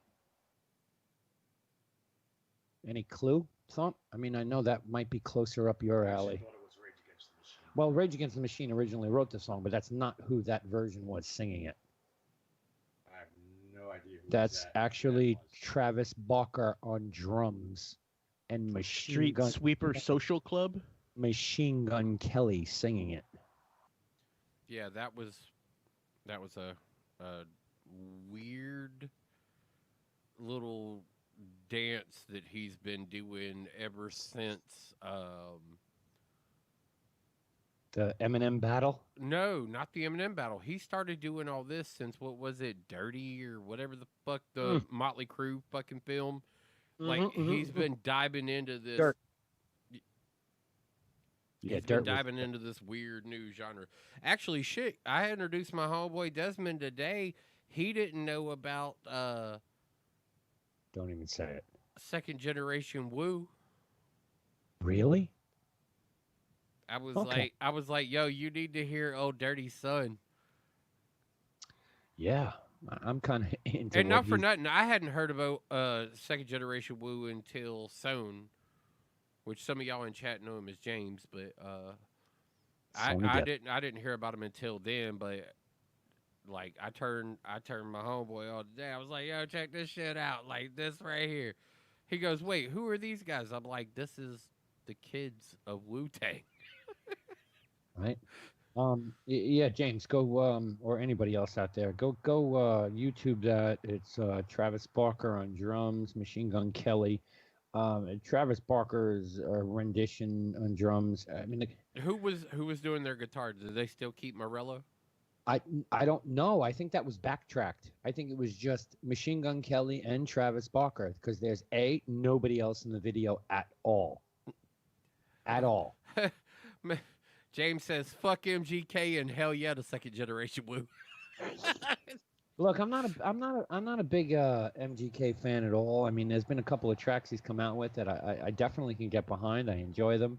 I don't buy into. Did you like Valentine? We're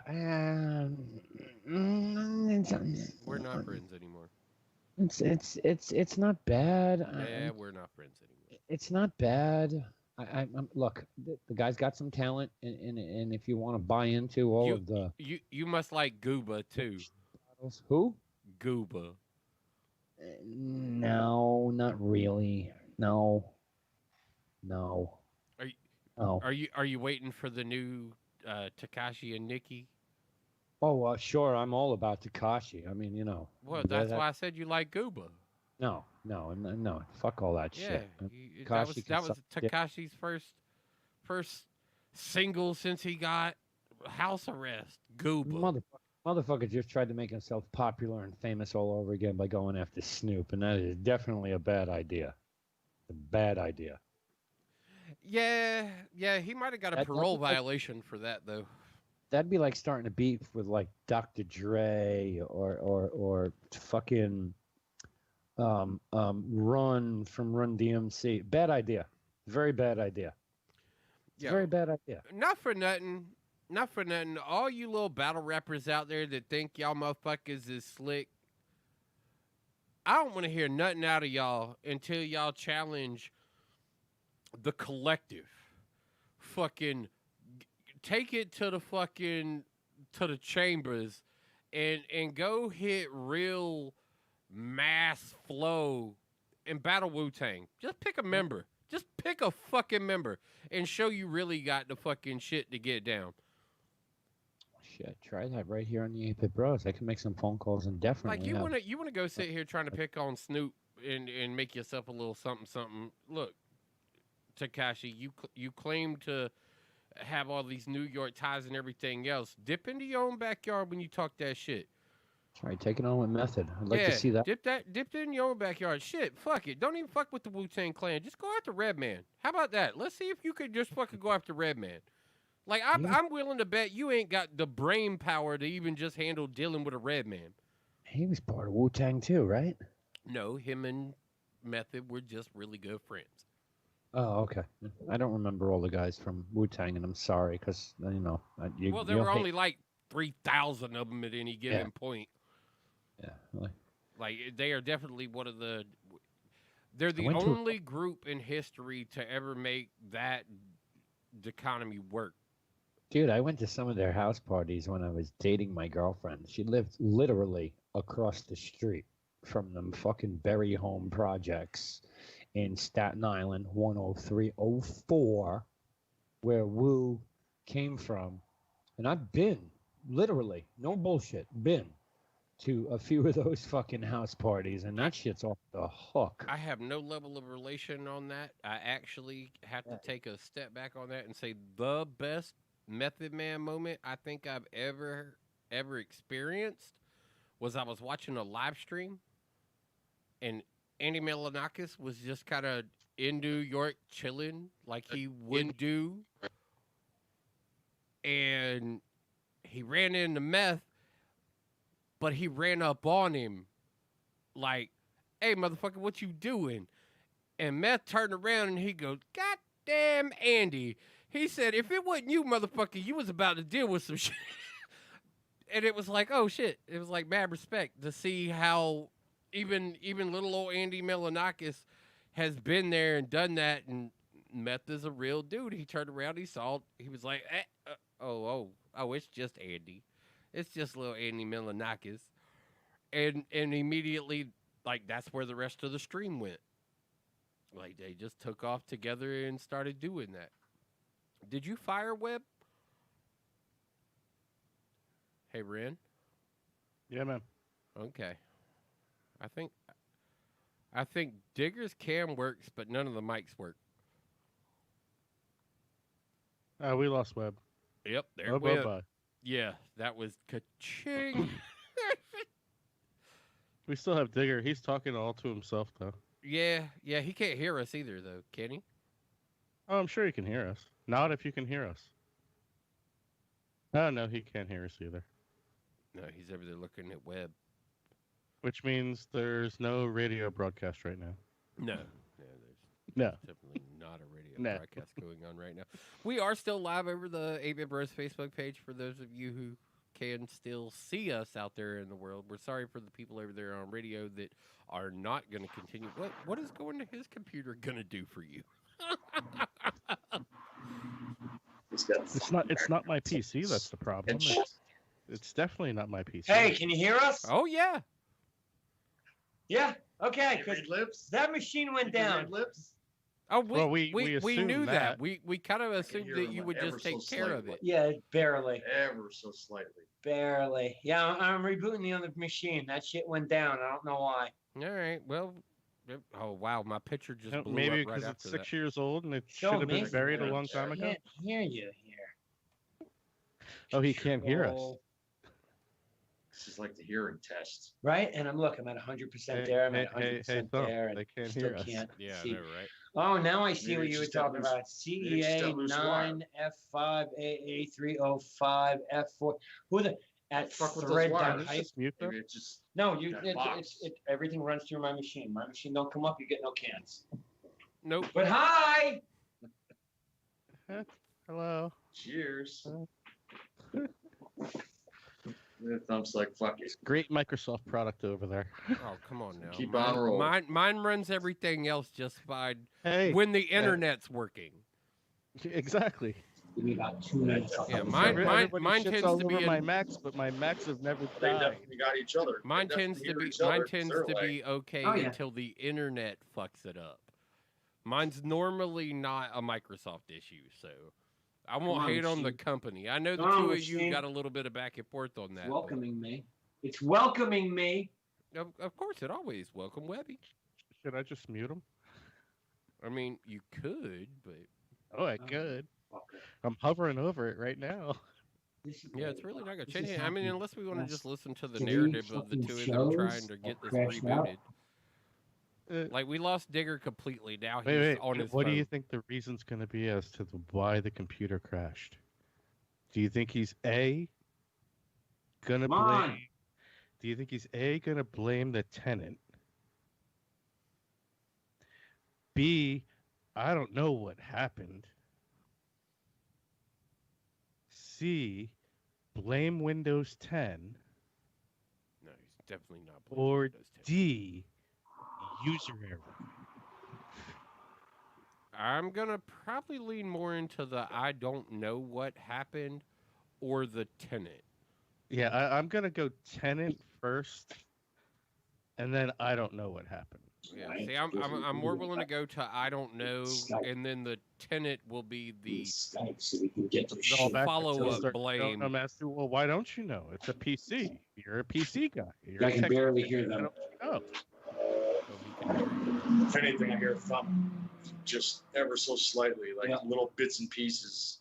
That's what we should do. We should totally get into him on. Yeah, You're a for PC guy. Nope, You're we a won't PC until my machine comes So back. what do you mean you on. don't? I'm still Fully waiting. reboots. Yeah, I'm still waiting for Skype to kick back in here. It'll be interesting to see how he comes back. I mean, they can hear you through the mic. Whoa. 32 gigs of RAM in that machine. What are they doing with it though? Is that the microphone? I can't see what those are. Mute that Because mic. I got 32 gigs in mine. I got 32 gigs on my laptop right here. Are you? That's PCIe, right? That's No, that's Thunderbolt 3. Oh, my direct. RAM? Is it direct onboard? my- Is it onboard? Like, I don't know. Give me a second. I'll let you know.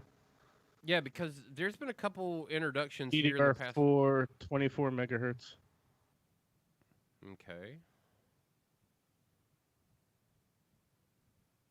Yeah, because I've been looking at changing my system over instead of using these RAM drive slots. Switching out and going with a single stick on the PCIe. I know Sone's gonna light me up in chat if he sees that. These may be SoC. Well, not system on chip, but on the motherboard. I don't think they're swappable.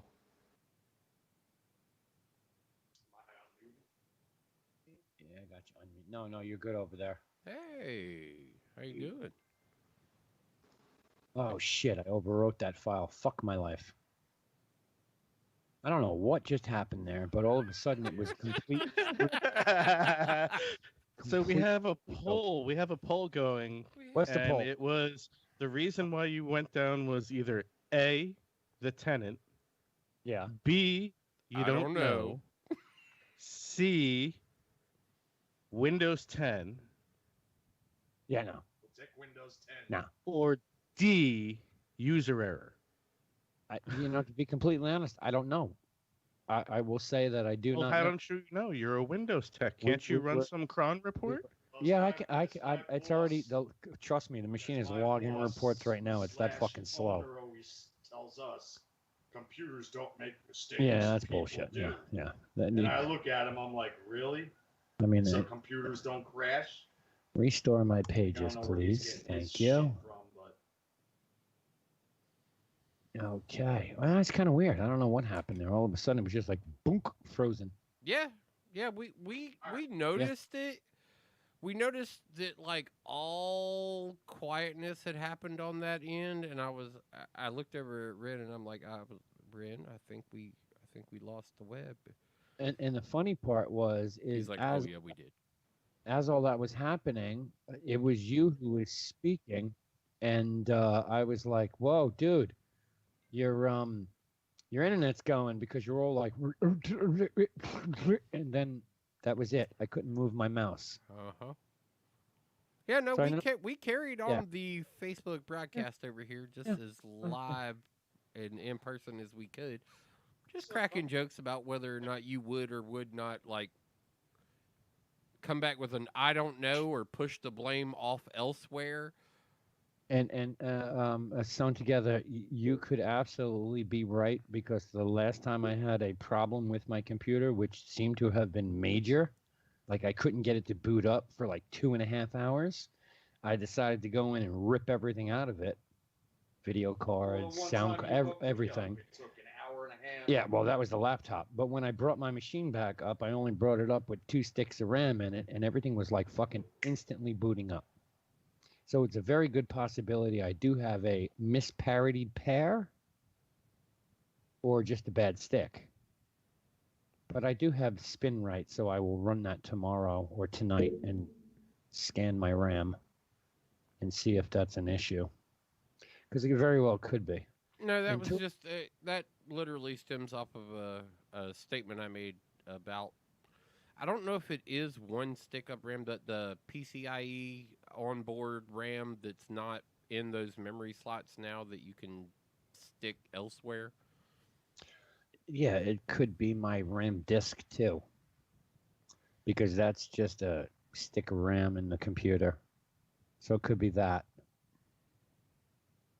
I think it's definitely a RAM issue, because like I said, the last time I had a major issue, my machine would not boot the fuck up 2.5 hours on a Saturday or some shit like that, or a Sunday, fighting with it for 2.5 hours, where I just said, fuck it, slide the cover off, rip every goddamn thing out of it, throw the video card back in, rip out every wire that's attached to this machine, and boot it up. Well, I This know machine you're an fucking- IT network guy, really big on the coding end of things, and got a Yeah. very solid knowledge on that end of it. Yes, sir. Someone is my hardware guy, point blank, period. Yes, I have a RAM disk in my machine, one of those little flash RAM Flash drives that boots my my RAM disk. Instead of having fucking swap space on a hard drive, I have it on a memory chip. Yes, that's how good this computer was when I bought it. Yes. Now it's past its prime, without a doubt. My laptop has the same thing, Sewn. I have a RAM disk in that one too. Makes them bet. It makes them. I mean, how long was I gone? 2 minutes. Optane? Okay, it took me 2 minutes to. No, no, not Optane. My RAM disk in both machines is a PNCY. PNCY on my desktop, and Corsair on my laptop. Yeah. Yeah, or maybe it's the other way around. Either way, something's not right with RAM on this machine. There's no doubt about that. I think it's RAM at least. Like I said, I'll run spin right tonight and find out if it's a RAM issue. Okay, so a cache drive. Yeah, it's a cache drive. It's just a secondary a little baby card that slips into a fucking itty bitty tiny slot like a laptop. And controls all my, that's where I set my swap space to. And I'll let the hard drives do much of anything in my machines except write data. I don't want my disk usage right now is 0.1%. I want nothing touching my hard drives. I'm gonna run it faster than fucking 10,000 RPM drives. That could be a problem too. My drive might be failing. It's an old machine. It's time for a new one. We've had this conversation. I've got a plethora of information from a buddy of mine called Sewn Together. I'm building a new machine out. You give him a price point, and he'll build you a top of the line Huh? machine based on that price point. We've already done that. I have all that information. Buddy of mine builds. Yeah, but he also may want to update that list for you unless you've done it in the past couple weeks. He's a computer freak, this guy. Yeah, He that's could true. rebuild you a new one. No, that's what I do for a living. Why hard No, drive, SSD, M2, NVMe, I PCIe Gen 4. I have a hybrid drive in this machine running a 1 terabyte RAM disk and a 3 terabyte. So it's 1 terabyte solid state, 3 terabytes platter. I was going to say, I know just in the past week, I two of think them. Sone's publicly admitted to 3 different builds. Where'd my coaster go? Anybody see my coaster? I lost my coaster. Like you want a guy that's just gonna fucking be able to put that shit together. And like I said, give him that price point again and have him make you up a new list because his opinions have changed on things maybe within the past month, but he's kind of right in the same boat. He may tell you to wait a little while for certain other shit if you're a diehard about certain products. Yeah. But aside from that, he's probably, what'd you say before? Wait till August for your 30 series video cards? Is that what? Oh, yeah. Well, next month they're dropping a whole new fucking regime of shit. I was ready to drop the trigger this week. And then because after getting the information that the Babe, IDK, what looks like won't be going back to an office until September. Potentially. Is what it looks like right now. July's off the table. August is off the table. Well, partially off the table. So we're looking like August 15th, September 15th. And that's when I sat down and I was like, I got it. That's it. It's time. We got to empty one of the extra bedrooms upstairs, turn it into an office. I'm going to sit down and buy some shit. And then thank you with all this fucking bullshit COVID crap. Well, 4 states opened and seen an escalation in fucking cases. Oh, then maybe that's because every fucking state is doing 50,000 tests a day, you stupid fucks, and you crashed the stock market 1,800 points today. 1,800 points. Now I'm sure tomorrow it'll go right the fuck back up. As good as the media can be, it's also It killed me, man. This was a horrible day for me. This was half the car, boom, gone. Yeah, that's a weird sentiment I've had to have about them lately because we know that they've been kind of funky on a bunch of shit that they put out there into the world. The media has not been the friend of the people.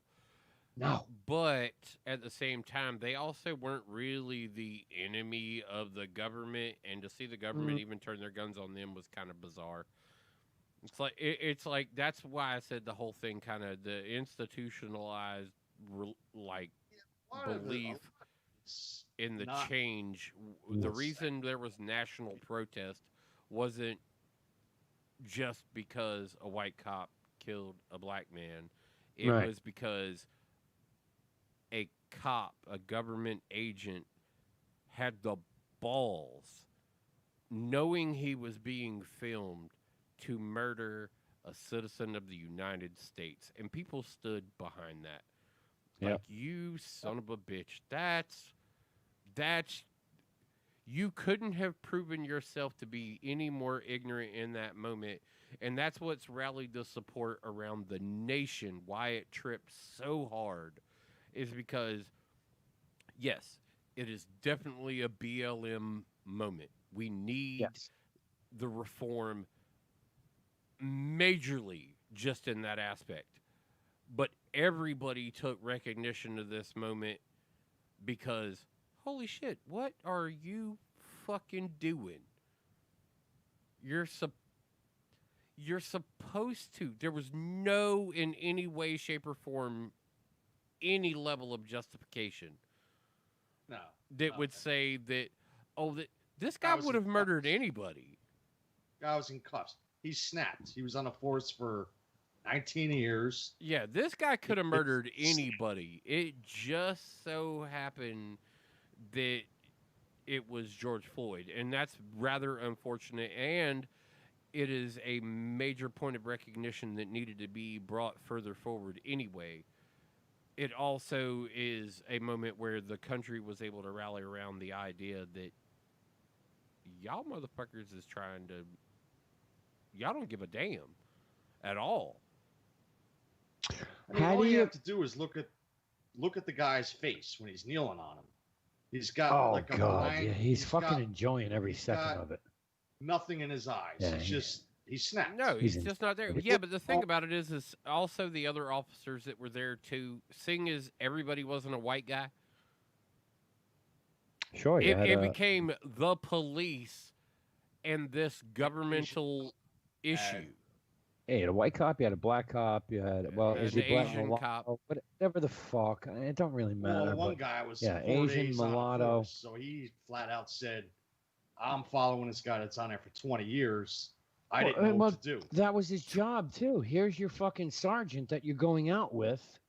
I mean, okay. I mean, the guy probably would have went home and killed. How is that though? That your sergeant is a guy that's 20 years on the force with 13 major violations against him already. He had 18 complaints in 19 years. I want to preface this right now before we go down this road. Before we go down this road, you do have to remember that the Obama administration put the handcuffs on the police. So if you, as an officer, you could have been written up for looking at somebody the wrong way. Yeah, but those weren't his violations. I'm not going to justify his prior record, but I have read it, and there are things in there where, he smacked a guy in the back of the head, and that's police brutality. Okay, maybe you shouldn't be smacking somebody in the back of the head, but I'm sorry. There you go. Hold on. No. End the statement. In the statement. But that's not. No. I'm not ending the statement because that is not police brutality. But maybe you shouldn't be smacking somebody in the back of the head with anything. You don't know the situation and you don't know the complaint. Like I said, I read the guy's report. You are absolutely correct. It's 18 violations, internal affairs. Yeah, which of those 18, 13 were major complaints? 11 of them were thrown out. 11 of them were thrown out. 11 of them were, okay, that's just, fucking, that's it. That's what you had to do to arrest the guy? Okay, fine, no big deal. You smacked him in the back of the head. Shut the fuck up. Okay, maybe you shouldn't have done that, but that's not police brutality. That is not.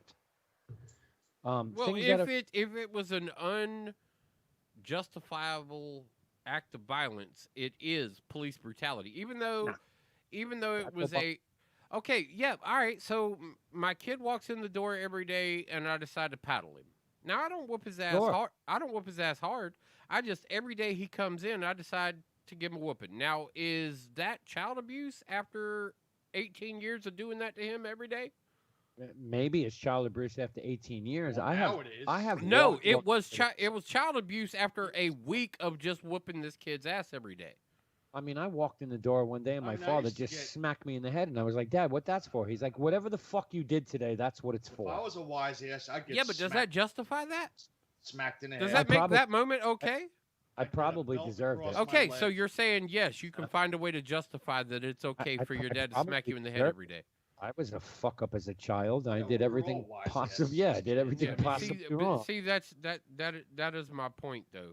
But it may be you're finding ways to justify this egregious behavior by going, what? It just happens. It's okay.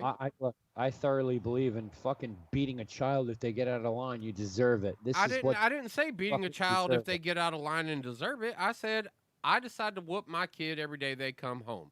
Now Well, I don't beat the shit out of them, but I whoop my kid every day they come home. Is that okay?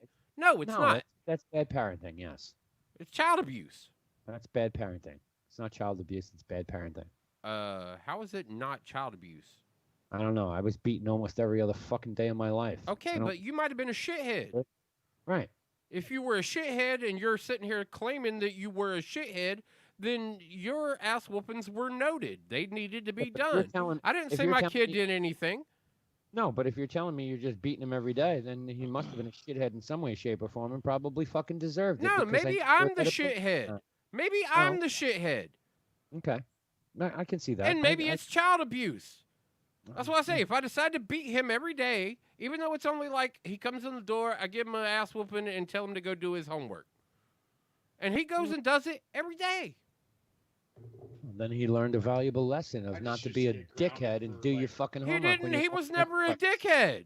For like a month, and that was pretty much Oh, yeah. that. The grounding was pathetic in No my lifetime. phone. But, But back then it was real. Grounding was No pathetic in my phone. lifetime. You didn't go out. Can't justify No. physical abuse to another human being for no grounds whatsoever. And For at no at the moment that you do physical abuse to another human being, it is abuse. Period. If there are no grounds that would justify that abuse, it is abuse. Period. I totally disagree with that. I agree with you. I think there were times where I was beaten as a kid that would definitely be abuse. Absolutely. Yeah, but you would say they were excessive beatings that you had to take, right? Oh, dude, I came home late 10 minutes with my foot fucking bleeding.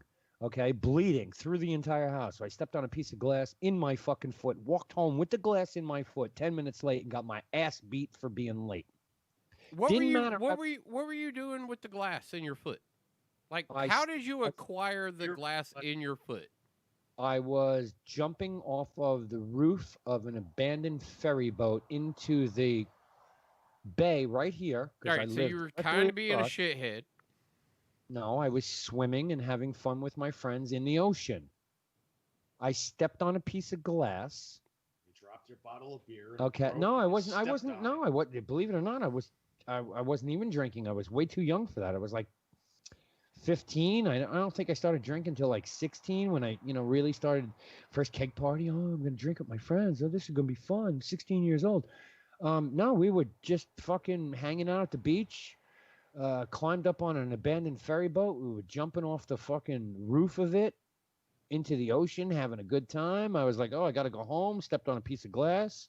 It took me an extra 10 minutes to walk home, and I literally got beat, bleeding in my kitchen. Bleeding through my shoe, got my ass beat for being 10 minutes late. And when I say ass beat, I'm not talking about your dad smacking you in the face. I'm talking about a 3-inch fucking belt. Remember those belts that had the 3 hooks in them to keep them on? I got beat with that. Dude, my dad had a guitar strap with his name on it, and he'd hold me by one hand and let me run the merry-go-round.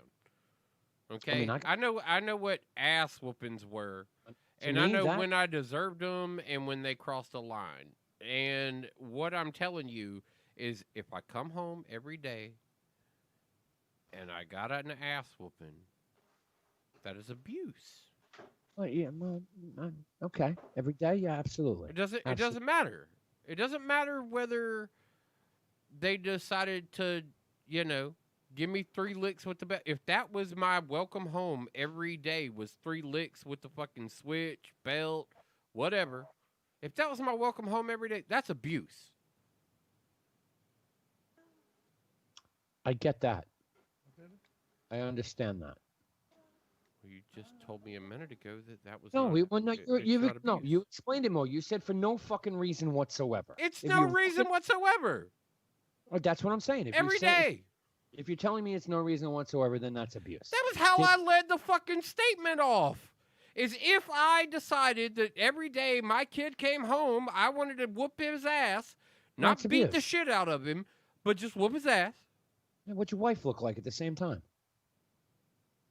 Beating the wife too? Or just the kid? I'm not trying to negate I'm not trying to. You're trying to derail the situation, and you're trying to make Oh. it something else. The No, I'm fact not. of the matter It's a is, question. abuse is abuse. Asking a If question. this guy just feels that he should just go around slapping everybody, how many incidents weren't reported because of a guy like you that was like, took that smack to the back of the fucking head and just kept on fucking kicking because your dad systematically beat you on a regular basis and you're just used to it. That's kind of true. I did get used to it after a while. I did hit him back once.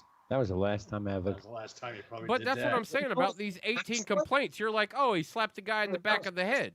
Well, what gave him the fucking right to do that? Like to stand up to him. Yeah, that respect, was the last time he ever hit me again. It's kind of like you get bullied. Yeah. You lose it. I just had oral surgery, and he thought I mouthed off to my mother and smacked me in the fucking face. I don't know, 3 times, but hit me hard enough that my head hit the wall, and I didn't put a hole in the wall, but I totally dented the wall. And then my father left the house and came back later, and I guess him and my mother had a conversation, but that was abuse. That was definitely abuse. What I was accused of never happened. I just had oral surgery. I had like fucking 8 teeth removed out of my mouth. They put me under, and I took a beating that night. I don't think my mother talked to my father for a week. If you're listening, Mom, you can call in 917. No, never mind. That don't work. You can text me. Remind me of the true story if I'm getting it wrong. I don't think I'm getting it wrong because I'll never forget it. But look, as a kid, or you could hop in I Facebook Live, I took- Bros, and I took abuse type it as a out kid. I definitely took abuse as a kid. Some of it was justified. A lot of it was not. Well, it goes to the bullying. How many did you get bullied in school? I got bullied my entire life. Yes, and back then you just kind of fought it out. My father would tell me to go fucking defend yourself. Yeah. So then one day I was coming home from school. I'll never forget One this. day you lose it, you snap, you beat the shit out of the kid. Yeah, I did, and I brought the kid to my house, and I beat the shit out of him on my front lawn at 5 o'clock so my father could see it. And, the kid And I never got in fucked with you trouble again. for that. And the kid never fucked with you again. The entire family never fucked with me again.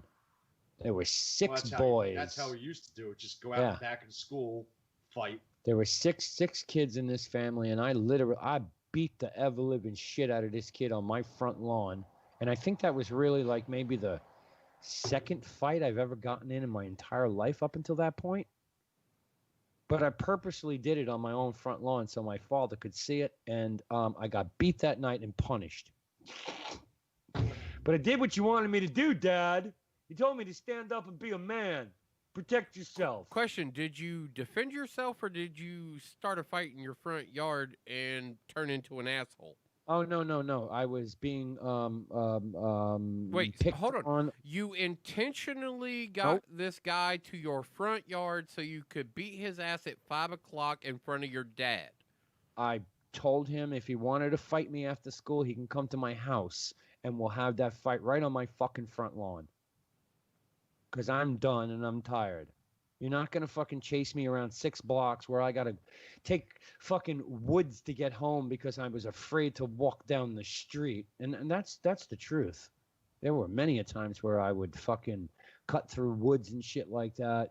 The school was up the block from me. Literally straight up the block, make a 3 steps to the left and then a right. And there was the school. But I would figure out a way to go around 8 fucking blocks to get home so no one could see me. Yeah, but you also figured out a way this day to. I flat out. You want to fight me after school today? Let's do it on my front lawn. You come to my fucking house and we will fight. I had enough of bullying. Had you had enough of bullying, or were you just hoping he didn't have the balls to show up on your front doorstep? No, I had enough of 5 years of the same 6 kids from the same fucking family picking on me every day through 4th grade, 5th grade, 6th grade, 7th grade, 8th grade. I was done. Which of the 5 kids did you get into a fight with on this day? The youngest, the one who was my age. The one who was my age. Okay. Because there was no way I was taking on the 19-year-old who was picking on a fucking 15-year-old. That wasn't happening. You know what? Not for anything. That should have been probably the guy that you went after. That you should have just took the ass whooping in front of your dad. That No, way, that way there was a strong understanding. Like, you might have killed him. Get the fight. Take the ass whooping, and then there's an understanding. Well, it was also partially on them too. They were like, "All right, you want to end this? This is who you're going to fight." I'm like, "You bring them all. I don't care. I'm done.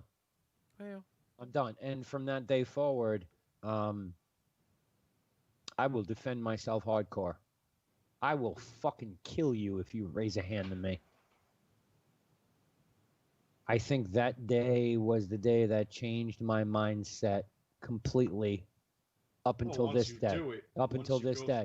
You raise a hand to me, you better kill me, man. You better fucking kill me. Because if you raise a hand to me, I'm gonna fucking kill you. Really? So anybody who ever just wants to like fight you to whoop your ass and put you back in line has got to face murder? Nobody will whip my ass. Nobody will lay a hand on me. I will kill you. Well, that's that's a bit extreme because not for anything, I'm almost willing to accept this challenge. I will come up there and I will kick your ass. Because I'm not scared of you in any way, shape, or form at all. And you know what? Occasionally, I think you need to be checked. And maybe this moment, I will let you know I will fucking ruin you. But I'm gonna let you walk away from it, okay? I have no reason to kill you, but I may have several reasons to whoop your ass. I don't mean it literally. Oh okay. no! Well, you reiterated. I'm gonna kill you. It's gonna be me hitting you, you hitting the fucking ground. That's it. End of story. I'd love to see then I'm gonna that day. stomp on your fucking face. Because I have taken enough abuse in my life. I have been bullied for, I don't know, 8 straight fucking years. And it was that one day that was it. I'm done with it. Oh, I fought a lot in school because I was always told, don't start fights, finish them. That's right. Don't start it, finish it. I don't start a fight. I do not start a fight. I will never start a fight. I will try and talk with you, man to man, human to human. But the minute you raise your fist, game on. I mean, yeah. Game on. If you're willing to square up, let's square up. But I don't think the term of killing anybody would ever be a term of usage because like I know what the words mean. I'm not ignorant to the fact that to say that I will kill you is a literal threat. And that maybe if I do decide to come and fight you, maybe I shouldn't just fight you. Maybe I should come ready for you to do dirty shit and try to take my life. So because I think you're an asshole, I may have to come to you a little bit differently because you've already said you would kill me. Sure, that's you use words to escalate our altercation that didn't need to be on that level. I could have just fought you. We could have walked away from that situation and it could have been a done deal. Or you could threaten me with killing me. Whether or not that's what you meant when you said it doesn't matter. You threatened to kill me. I will fucking kill you. Did he mean it literally? Yeah. Maybe. Well, only Evander Holyfield. I mean, he tried to eat him in the fucking ring. But I don't think he meant it literally. I'm in a boxing ring. I'm gonna fucking kill you. Well, did you see him lately? I'm gonna destroy you. I can't wait for that fight. I cannot wait for this Tyson fight. Whatever. I've contemplated flying wherever that fight is just to go see it. Fighting, Who the fuck cares? He wants to fight.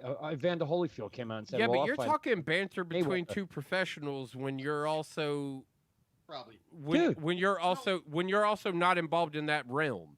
Yeah, not sure, but like Mike You Tyson, come through with fists, I'm gonna if Mike fucking kill Tyson you. goes out and tells somebody that he would kill them, they would prosecute him to the fullest extent of the law for threats, especially if that altercation ever involved hands being put on each other.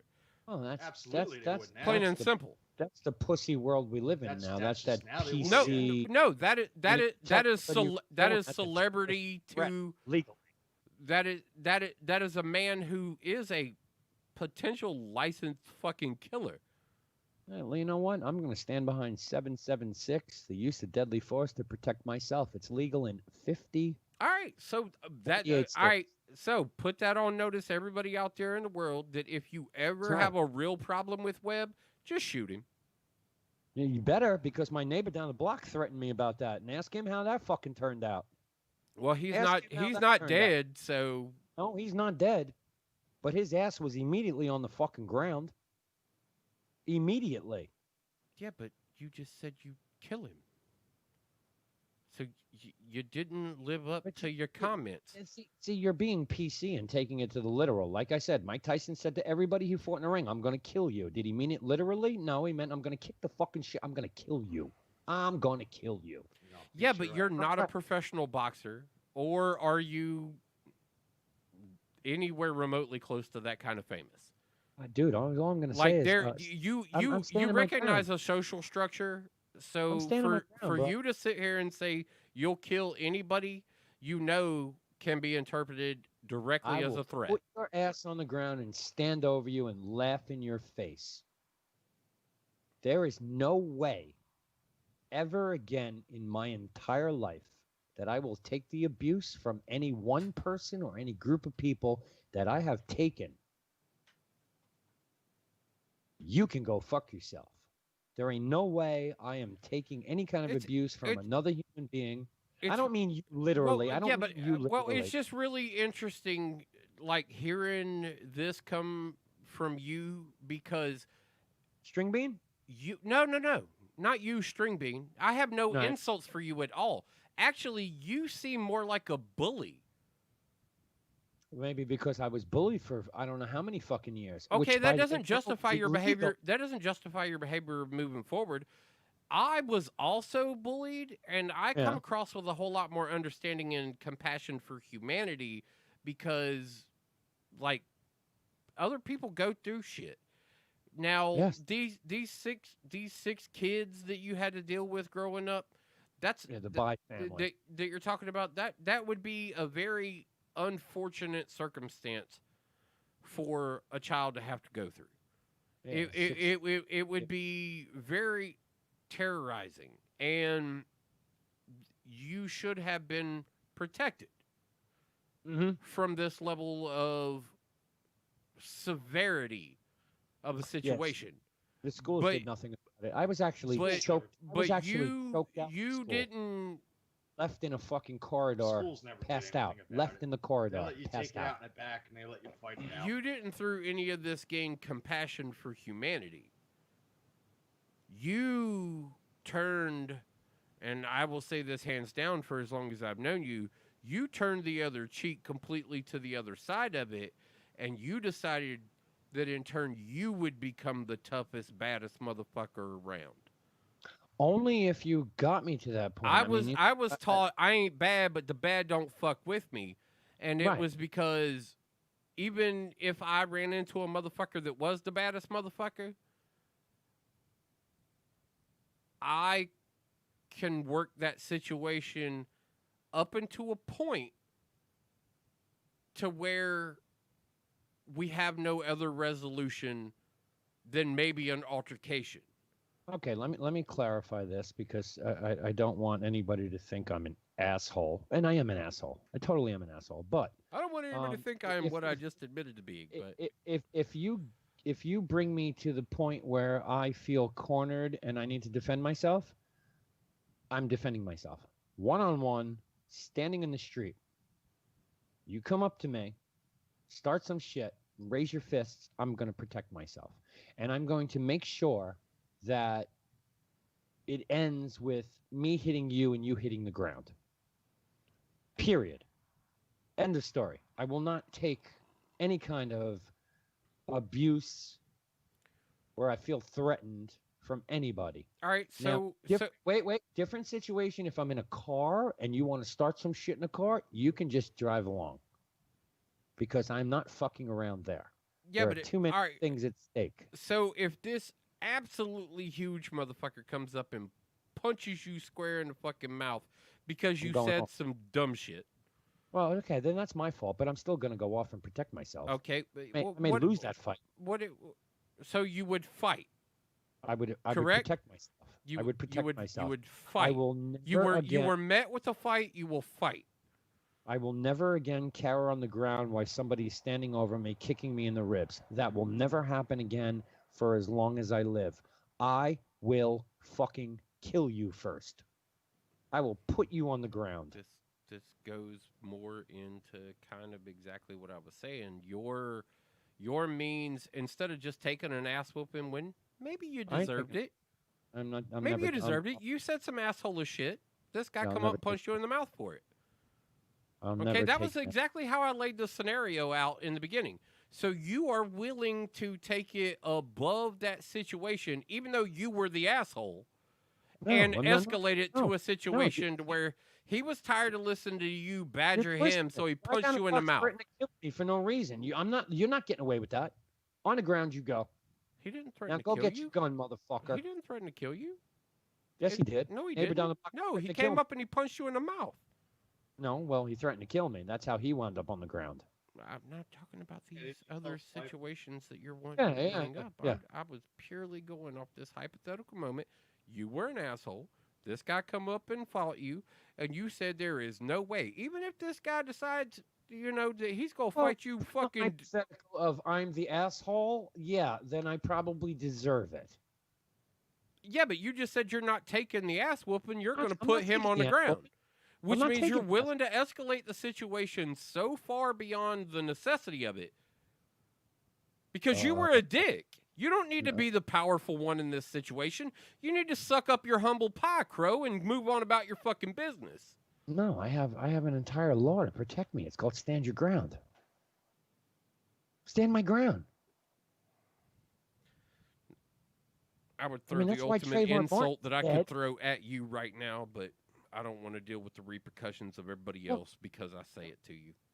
Look, you know damn well you can say whatever you want to me. All I'm saying is... I know I could, but I'm not willing to put myself in that situation to have to deal with the other motherfuckers in this world that I would have to deal with because of what I call you, because I know it's the biggest insult I could call you. You're putting a hypothetical into it that I started it and I'm the asshole, so I deserve to be beaten. I said you provoked a motherfucker into punching you in the mouth.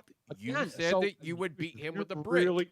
Do you really think me, of all people, is going to provoke anybody to raise a fist and punch me in the fucking face? Oh, hands down, because you just about had me travel to New York to do it right now. No way. I believe it. Hands down. Absolutely not. I don't provoke situations. I do not do that. All right, you provoke situations because you just like to stir the pot, bro. So you inherently... Stirring the pot is a fucking argument or a debate. Yeah, but you stirring the pot and not letting you stirring the pot and not backing down is enough to provoke someone to want to hit you. Well, then you're the asshole. No, see, he feels completely enough to have a conversation. He feels completely justified by insulting somebody else to the point that they want to punch him, and then they're the asshole because they decided to punch him.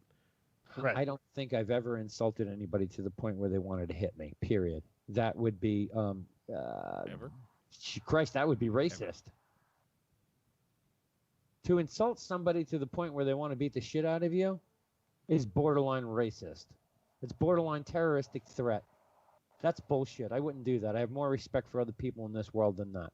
You want to argue with me? You want to have a debate? You want to discuss things? No problem. Oh, no, I just wanted to prove a point. But if you're going to start You said you would kill a motherfucker that wanted to punch you. Well, if you're going to start... And I said, I will come punch you. I dare you. I'm going to protect myself. If you're going to get to the point where you're going to threaten my life... Wait, so punching you in the face, are you hematophic? That I don't know. My brother is. I may be. My brother's a hemophiliac. It runs in my family. I don't know if I am. I never had a bleeding disorder issue that I know You've of. got cut before and bled. Yeah, You but haven't, my, like, my bled brother out. will bleed to death. I mean, What's up, cousin? He's bled to death twice. But that does run in my family. I don't think it applies to me. I know I'm missing 2 clotting factors, but they're non-important. I bleed an extra minute over you. My brother will bleed fucking 20 minutes longer than you. Oh yeah, if you're him. Yeah, my brother's von Willebrand's disease. You can Google that shit. He's missing the 3 major clotting factors.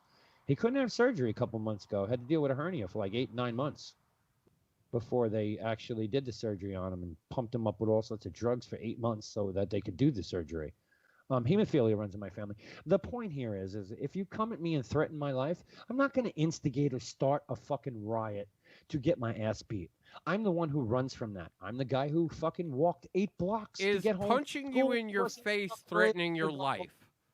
What? Is punching you in your face threatening your life? Laying your hands on me is threatening my life as per the law. Yes, it is. Okay.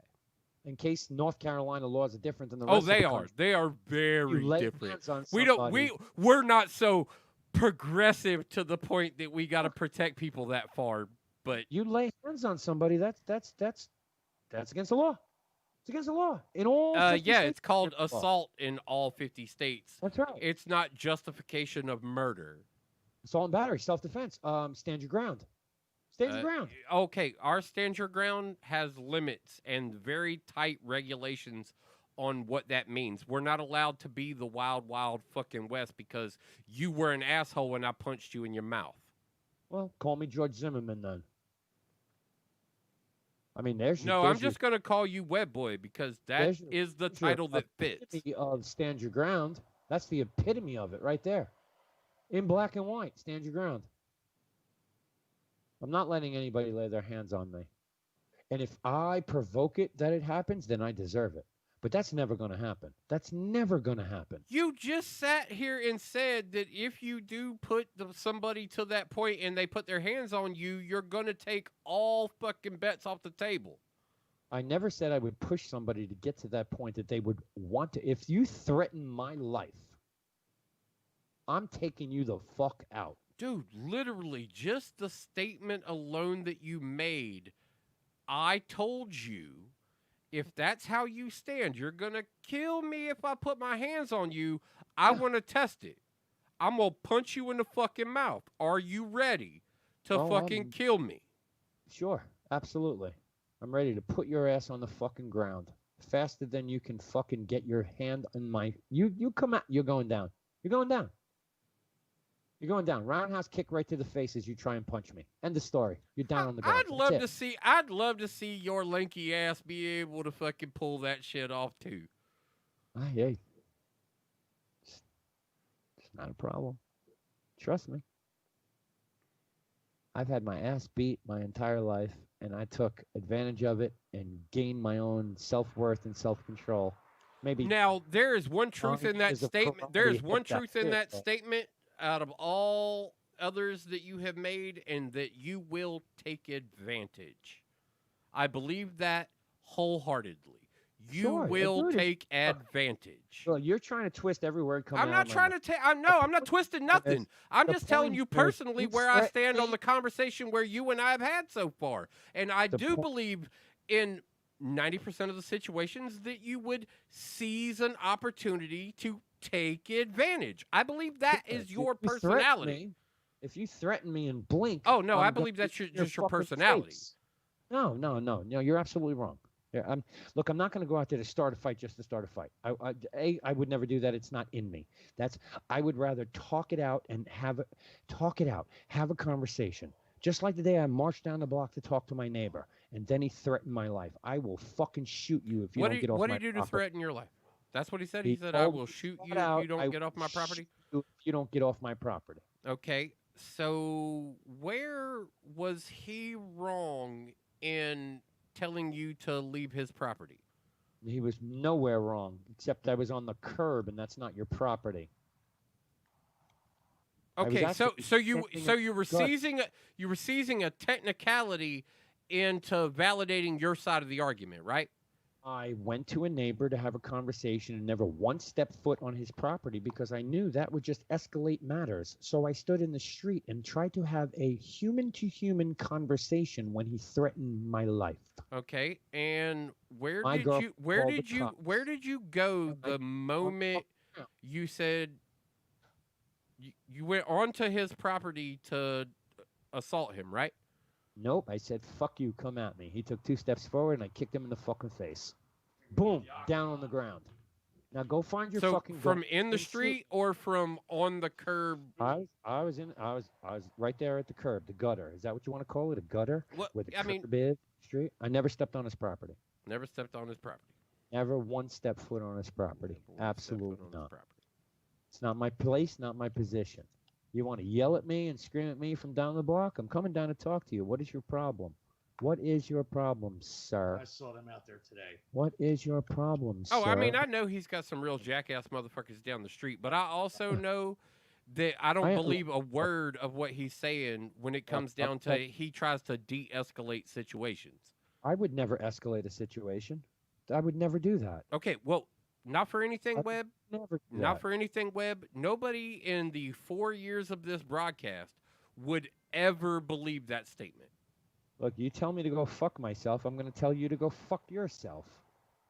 That is not escalating a situation. Like I said, I guarantee you, in the 4 years of this show being live, there is not one listener that would ever say that you're the one who's going to de-escalate a situation. Who's the sheep, Joe? That's what I want to know. Who are you sheeping? That is a pug eating. That's a sheep. That's not a pug. That's not even close to a pug. That's a sheep. It's black and white. That's a sheep. He could have just been like, "Hi, sheeple," when he came in, because the statements were made right Look, next to each I other. personally will never See, escalate. look a at you trying to situation. attack my family now. I would never escalate a situation to the point of violence. I That don't is know. not You just decided to, instead of having this conversation with me, you'd go after my family. It sounds like you're escalating this situation. I looked over the chat and asked who the fuck the sheep was. How is that going after your family? You want to start something? I'll get in a fucking car right now, and you can show me how well you can hit, motherfucker. Okay. Where 'Cause you want ain't to hit- meet? What state you want to meet in? Where you want to go? What's it called? Maryland? No, that's too far for you. Where's 50-50? Oh, nothing's too far for this. Where's 50-50?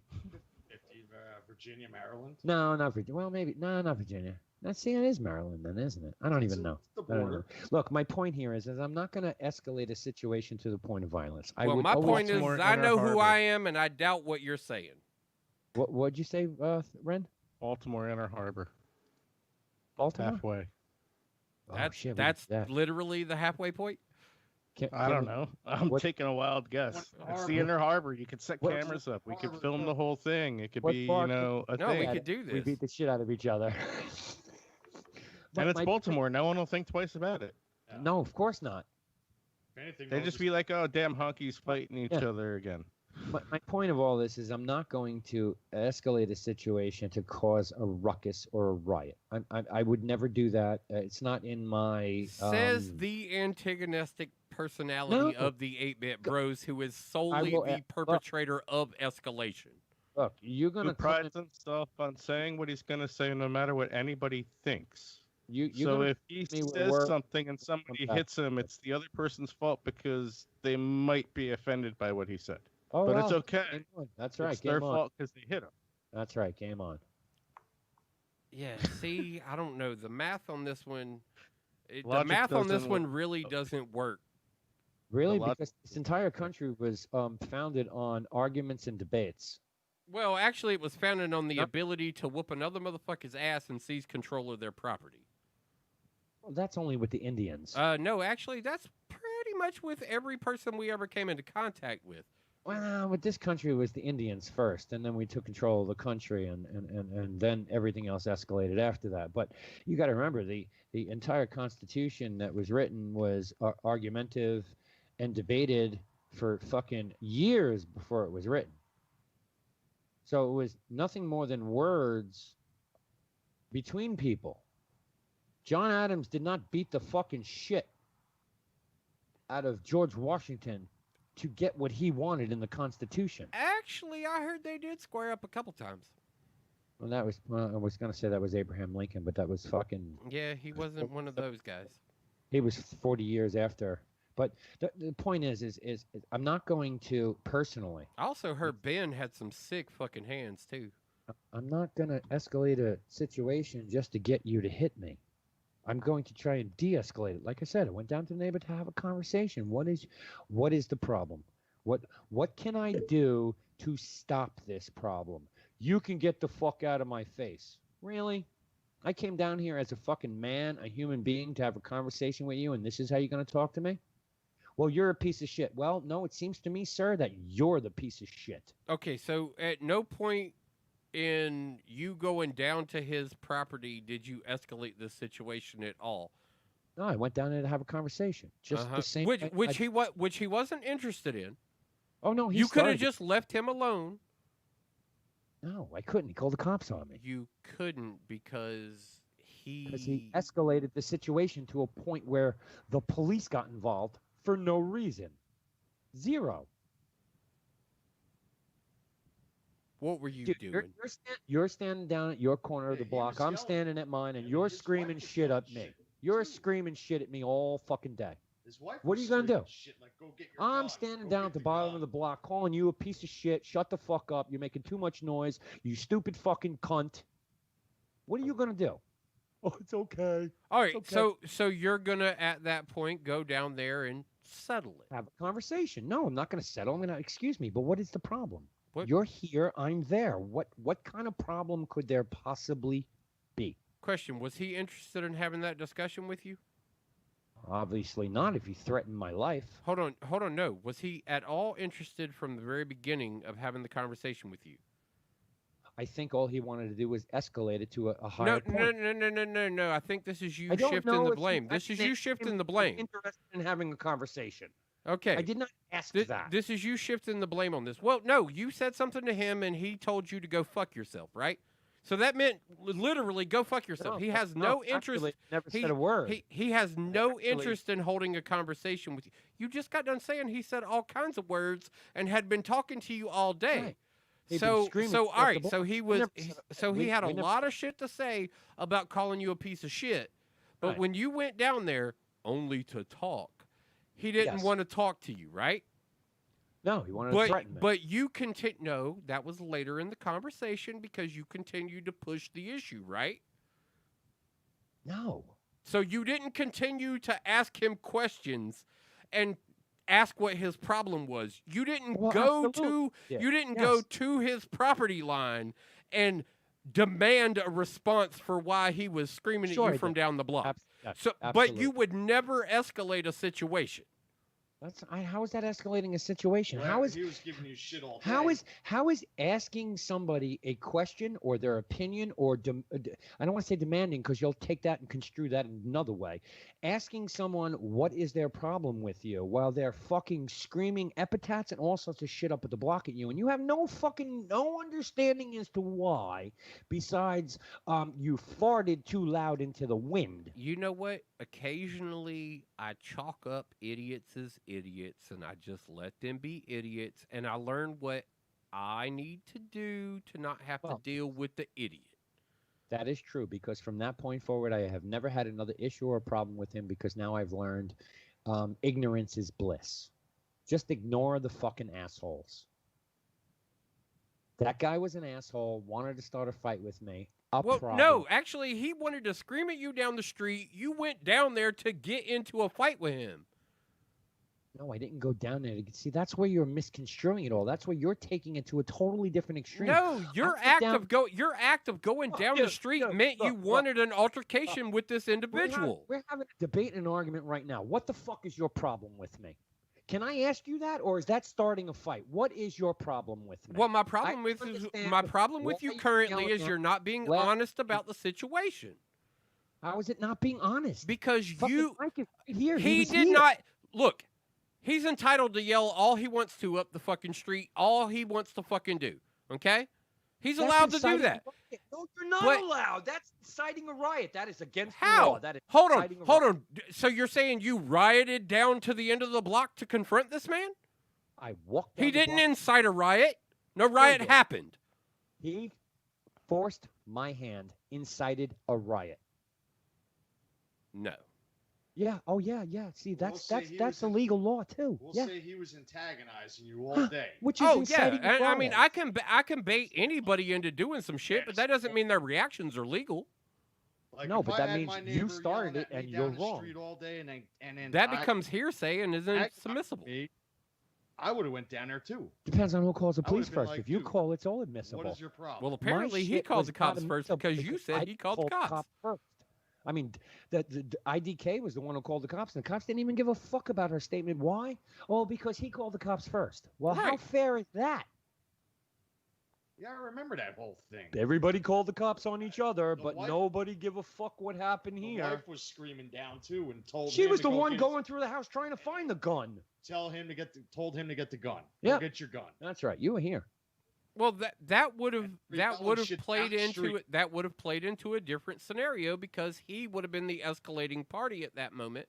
You going down the street was an act of aggression.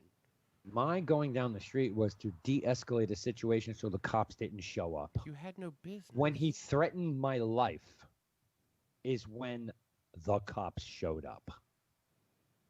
Everybody called the cops. They called the cops. We called the cops. You just threatened me. You're going to go in the house, ex-cop, and get your gun. Oh, he's an ex-cop? He's an ex-cop. He's an ex-cop. You're going to go in the house and get your gun and shoot me because I farted too loud into the wind? Well, we know that's not it either. We know that the complaint was issued for a completely different reason. We know that you were traditionally the loudest person in your entire fucking city. Noise ordinance at 3:30 in the afternoon, even though I live directly next to and literally on the highway. You can't hear anything that happens in this house over the traffic. It's not possible. It's not possible. All right. Decibel meters prove it's not possible. Actually, I was going to say decibel meters prove that you are a bold-faced liar right now because they wrote you a citation recently because you were violating a noise ordinance. Yeah. Did they show up with the decibel meters to take meter readings of what was going on here? I'm Which is the surprised. law, They by didn't the even way. come in the house. Yeah, were they just didn't like, even come in the house, even though we were in the house and it was a house They party. didn't even go near the house. Yeah. Did they show up with the decibel meter to record the levels before they wrote that ticket? No. We could fight the shit out of this if we wanted to. It's not worth it. I didn't take think we your were that loud. fucking Personally, $250 Personally, and we weren't. stay the fuck we out of my weren't life. that loud. Really? No, you were here. Really? Hold on. Digger, before you go and decide to die on that cross, Webb will tell everybody, like he did the night he told this story. Yeah. He was loud. Absurdly fucking loud, and should have probably been told in advance that he was being an absurd ass loud in the fucking house. We were in the house and the door. He was said he open. was in the basement and the shit was fucking unruly. No, I was in the house, never in the basement. I fell in the basement. the day Okay, before. so we had house music on when we were all dancing. So if we go back to the show where you told this story, wake up. I was the never in the neighborhood basement. loud. if we go back to where you told this story, it never was unacceptably loud. It was unacceptably loud when we were outside. Absolutely, it was. You said it was in the house where it really got out of control. We took We were in the the house. party inside because it was getting late and it was getting loud. So we took the party inside, which is what you're supposed to do at 9:30 at night. That's what we did. At no point from 2 o'clock in the afternoon, when a neighbor came up the block and said, "Oh, you're too loud." Fuck you. It's 2 o'clock in the afternoon. Go away. You want me to lower it? I'll lower it. It's not a problem. No, not a problem.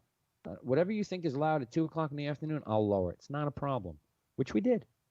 Absolutely. At 9:30, when cops showed up, okay, no problem. We're going in the house, officer. We'll see you. Bye. Have a nice day. In the house. Not Half an hour later. I don't even think it was a half. I think it was like 10 minutes. I mean, IDK will tell you it was seemed like 10 it minutes was later. They went around the literally block and within- came right the fuck back. But in the house, it was. I mean, it was loud. They but it also wasn't- claim they got 10 phone calls in that trip around the block. Suck a dick, you're a lying piece of shit. But we'll handle that in court. Not a problem. Not a problem. Because I will not pay the fine without discovery. See, that's what I want. I want discovery. Well, the whole thing is I want to know who's calling. It wasn't even the time of the noise ordinance. You were here. That's What's right. the noise ordinance? There 11 o'clock? Yeah, some 10 o'clock. o'clock or something like that. Whenever It wasn't even that 10 time o'clock. yet. No, it wasn't. No, it wasn't 10 o'clock when it was 2 o'clock in the afternoon. And the neighbors came over and saying, "Oh, you're being loud. My house is shaking." What?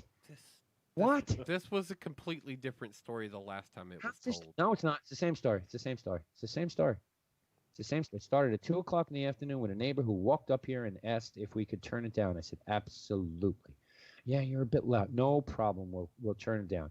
She walked down the block, one house, talked to my next door neighbor, went to cross the street to get to her house, and then came back and said, "I don't really think you turned it down enough." Yeah, I remember that part of this. Yeah. Yeah. I said, yeah, okay. but that's not the part where you got the ticket, though. The ticket happened after the fireworks. You didn't get the ticket for the fireworks, but we got the ticket They for couldn't give us a ticket for the music. fireworks. They were Jersey legal. They couldn't give us a ticket for that. They were Jersey legal fireworks. That's when the neighbors pitched a bitch and called the cops again that we were being loud. Well, the fireworks, I think, started it. The fireworks absolutely started it. But they were Jersey legal. I still have the fucking piece of paper right there that says, "These are New Jersey legal fireworks." But because no, I figured, but no web escalation in any of this. No. I never took part in any of the conversations with the police, period. So no web escalation. No, the cops never saw my face. They didn't know who I was. They didn't even know I was here. So you could operate like a shadow government. I never went outside. I Right. can't get involved with the police. I'm on probation. Oh, I'm well aware. No, you didn't get involved There at is an all. entire reason why I never even spoke to the cops, because I would have graciously went outside and said I would like to press charges against whoever called you. Harassment. Which is exactly what we're going to do in court on September, whenever the fuck this is press charges against everybody on my street. Yep. Because they won't tell us who is the problem child on the street. I think in court they have to. If I went outside right now and Yeah, but you've already pinpointed 3 different neighbors, so you're probably not wrong in the factor that it's probably your street. I think I know who But it is. if your street has a problem, how is it your street's fault? I'm not saying it's my street's fault, but if it's the person I think it is, it's just a hard-on for this house, period. Here's the deal. The cops have shown up here 3 times, and each and every time, the 3 times that they have showed up, my neighbors across the street, very good friends of mine, have been here. My neighbor across the street has had an altercation with the neighbor I believe is the one calling the cops on multiple occasions. So I think it's a matter of, there's loud noise coming up the block, and and they're there, I'm calling the cops because fuck him. I really think it has nothing to do with this house. That definitely makes sense. It has nothing to do with me. It has nothing to Well, do with I IDK. don't like him, and he's hanging out over there, It doesn't. so Yep, we're gonna cause Mike's right here telling you the exact same thing. He's witnessed it 3 times. All 3. I'm telling you right now, we were not over the top loud. Thump, No, you we and I weren't, man. were louder playing Rock Band at 2 o'clock in the morning than We what weren't was loud at happening all. in my kitchen. But also, Webb, all I'm going to say is you took it on the chin the last time we had this conversation and said you knew you were being unreasonably loud and deserved the ticket. And now this conversation is completely That's why we took it in the house. That's why we took it inside. No, because the in the house is what you were talking about when you said that. No. I've had enough time to digest and think about it, and no. Had we been okay, written well, I'm just saying that's a different story than you told originally, right here on the 8-Bit Bro Show. Yes, you're right. Because I did say we deserved it, and yeah, we probably did if we had remained outside, or if it was after that 10 o'clock hour, which it wasn't. It was 9:30. It was 9:30 the first time. The It's ticket, like 9:30, ticket was 9:45. written. Ticket was written at like 11:40. I was going to say he said the second was 11:30. Yeah, that ticket was written at like 11:40, 11 something like that. And again, we took it in the house. We took it inside, and Yes, I know. okay, You said you took it in the house. You were drinking heavily, and you were extremely loud. And here's the funny point. Okay, here's what I find funny about all of this. And again, I'm not exactly sure who called.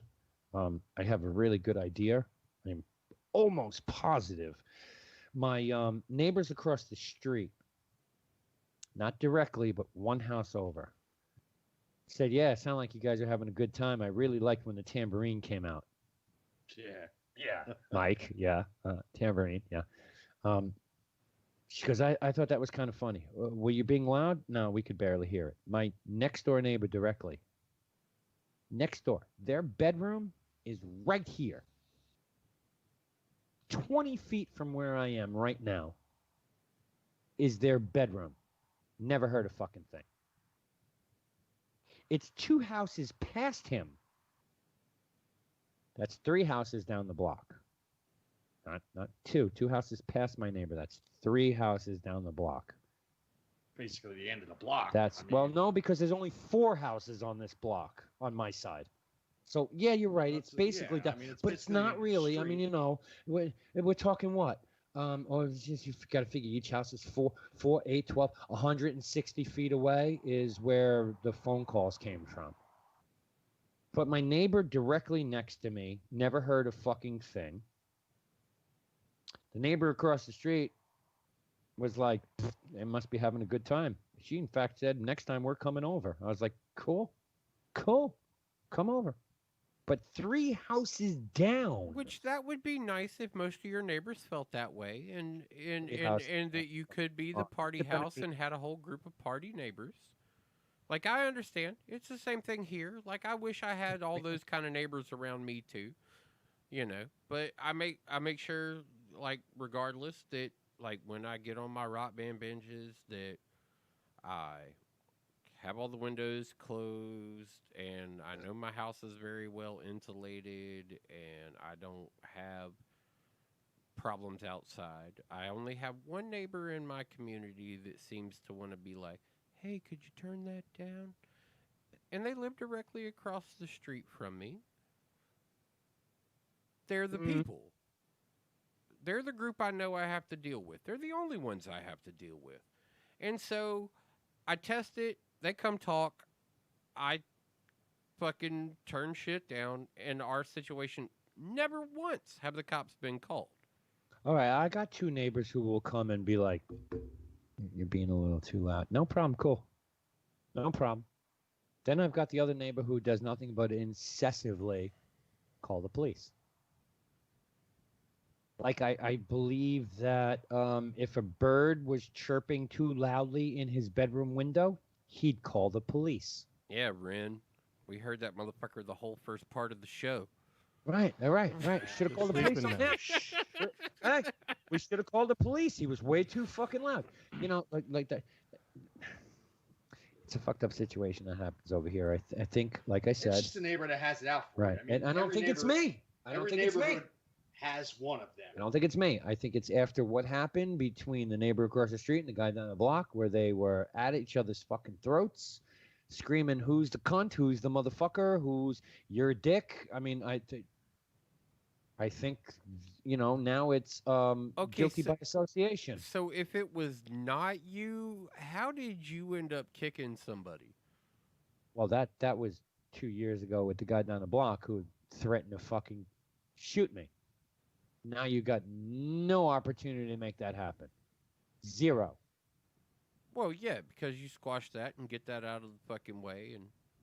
But you don't feel that guy would have any resentment and continue to just kind of like throw little things at you while... No, we've actually had a conversation after that, and mea culpa. Same thing with the greenhouse over here. The greenhouse came up to me the next day, literally, because my neighbor over here told me, "Oh, you know, they think it was you." I'm like, "Well, they think they called the cops?" And I'm like, "What?" So the woman actually said to me the next day, "Are we okay?" Yeah, we're absolutely fine. You came to me You asked me to take it down, and that's what we did. I have no problem with that. You got a problem with me? You just bing bong. Here's my phone number, 646-372-4659. You got a problem with me? Call the number. Yeah, and we can debate whether or not your problem is valid. Just all I ask is, as a decent human being, you talk to your fucking neighbor if there's an issue. You go and say something. Yeah, You but ask. what if they come and they have the issue? Like, I My still answer will be exactly what it was to the woman who came up here and said to me, "You're being loud. You're rattling my house." No problem. Click, click, click. Is that good? Yes. Then she walked to her house and came back and said, "I know it doesn't seem like you lowered it enough." No problem. Click, click. That's as low as I'm going. How's that? Is that good? Go check it out. You should probably go make some tuning adjustments. That is more your issue if that's the problem, because you know as a sound guy that bass carries a little heavy and it carries a greater distance than any of the rest of it's going to.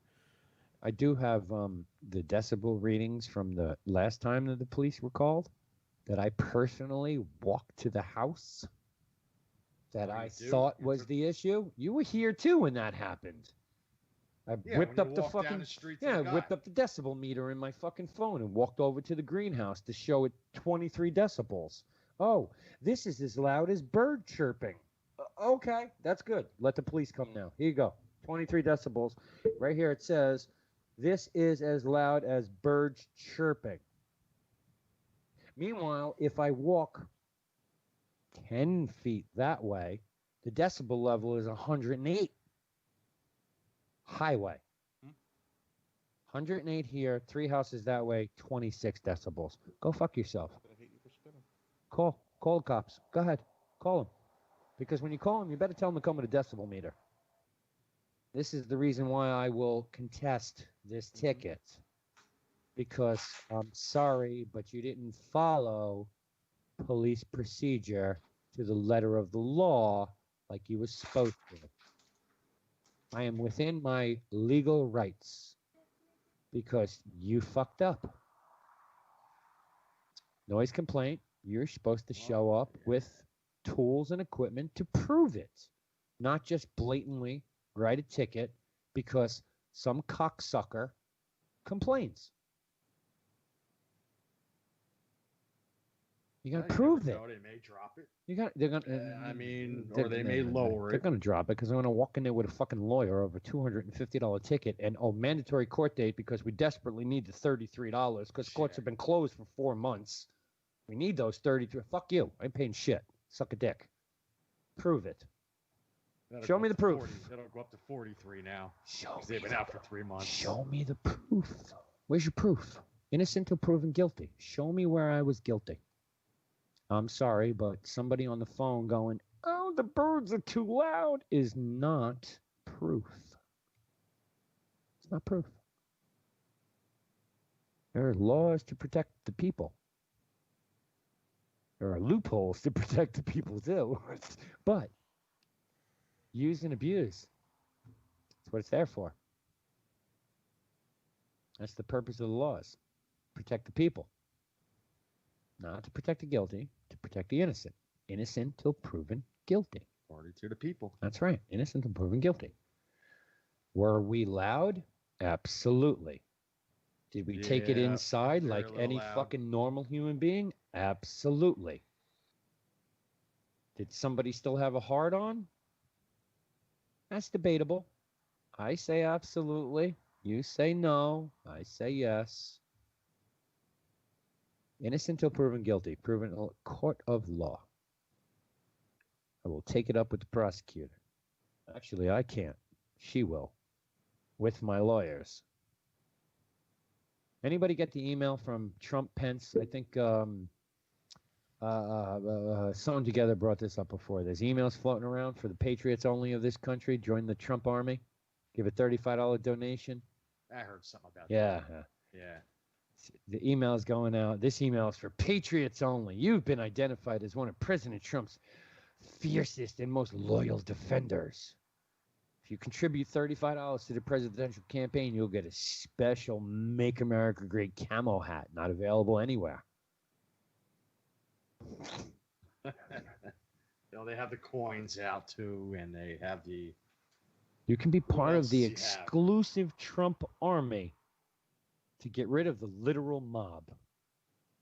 Or They have the liberal. Or they have the official chess set of all the dignitaries. All the presidents, yeah, and shit like that. Of all Trump's entourage. This guy's fucked up. Our president is And then totally they have the fucked Trump up. Teddy. My father Teddy has Trump. My father has Teddy Trump. My father has that. My father's a total Trump sucker. Total. I don't know if they're gonna vote him back because I just think people are just getting sick of hearing about him. Like, just all the shit that goes on. Well, it's tough when you really think about it. I mean, you got Biden or you got that chick JoJo, which He just doesn't give a shit though. He's just kind of like, you know what? All right. after reading, I have a few friends who are supporters of this JoJo Johansson, whatever the hell her name is. I don't know. It's really just Biden now. Because I don't have it in front of me, but she's a fucking wackadoo also. I mean, it's really just Biden, and I don't hear many good things about him from anybody. I would really hope that the American people grow some balls and go write somebody in. Just go fucking write somebody in. Let's all pick one person and write them in. Because Trump's not the answer. Biden is not the answer.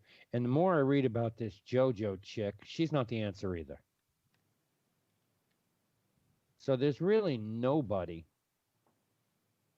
that is willing to stand up for us, the American people, and do the right thing. Everybody's got this pre-agenda that's bullshit. I think. Well, it's always going to be like Well, that. yeah, and that's the problem. That's the problem with party lines. Politically correct. Right, And if you're not, then party you're an lines are asshole. stupid. Party lines are so stupid. Write somebody in. Pick everybody in this fucking country. Pick one. Write Joe Rogan's name in. Somebody pick a fucking name, and we all go vote for that person. Don't do that to Joe Rogan. Right now, we've all agreed that it would be The Rock. No, I don't think so either, because The people's president. Well, which really, look, I don't know where he stands from a political standpoint, but it might be great to fucking have somebody just stand there and go, can you fucking smell what the president's cooking? I mean, that come on, would be if you kind could of have- funny. If you could have Schwarzenegger as a governor of California, Yeah, but that didn't last and long. Jesse the Body as a governor of Minnesota. You got another wrestler running for And in the you state got- somewhere also. Yeah, what's his name? Kane. Yes, right, Kane. He is the mayor. He's the mayor of All right, Tennessee. or- Undertaker's brother. Yeah. He's the mayor of like Tennessee or some shit. I will Let's- say, based on Yeah. the proven entertainment career that The Rock has put down, Yeah. that he is intelligent enough to put and keep the right people around him, Oh yeah, 'cause which he is protects- more important for a president, is to Oh, have yeah. a good advisory board. He would do Well, everything yeah, to and protect his ass. And we know from Trump that didn't work out too well because he's fired just about everybody who's worked around him. Actually, hold on. Who is still there from day one? Oh, yeah, it's only Mike Pence because he can't be fired. Right. Yeah. Yeah. I mean, the people he put around him were a bunch of fucking idiots, and I'm not Well, so and, sure. and he doesn't have a track record of having anything other than that. Like, when it really comes down to it, I don't really necessarily need to know all the Rock's politics. I know he would put smart people in places to make things better. He would make good decisions. Sure he would, 'cause If he's that from was the country. the case. The people treated him good. I mean, he's thankful for. I mean, he's done enough shit to where he could be like, all right, I got to take care of these people and everybody else. I get exactly what Thump is saying. It's the people around him. I mean, I would assume, which is probably the worst words to use, but I would assume that Dwayne Johnson has zero skills at world politics. I would think everything he could say or stand for would probably be great for us, the American people. But the world he has politics, no yeah. back. See, the world politics is the problem. That's where you need to have an understanding of how to handle and deal with other countries. And as much as I think Trump is a dick, because he's a dick, he's done well handling Russia and China and Iran and Iraq above and beyond what I thought, because when I pulled my little fucking knobby to vote for Trump, I said, God, I hope to God this guy's got some fucking world politics that can help, because Hillary Clinton's not the fucking answer. And it's always, for me, the last, I don't know, I mean, maybe you guys can agree with this too, but the last few elections, every 4 years over the last, I don't know, 20 years, for me, has always seemed to be voting for the lesser of two evils. And I'm really tired of that. I don't know how you guys feel about that, but I'd like someone who cares about this country to keep it right. And everything I'm seeing in the last, I don't know, 10 fucking years, nobody gives a shit. We talked about the Black Lives Movement earlier and how it's upon us again, but what the fuck happened 4 or 5 years ago? You guys, you just fucking let it go to the wayside. Oh, it's okay. It's okay, because you know what? Everyone's going to forget, because it's going to take 2 years to get the cops into court. So everybody's going to forget about it. And then we'll just fucking let these cops get off. Or we'll let such and such get off. Or we'll charge them with 18 months probation, or whatever the fuck the case may be. I think elections in this country have always been, for the last 10, 15, maybe 20 years, lesser of two It evils. was the same thing when the World Trade got bombed the first time. Yep, 93. Clintons turned a blind eye to it. Yep, 93. And they were like, oh, all right.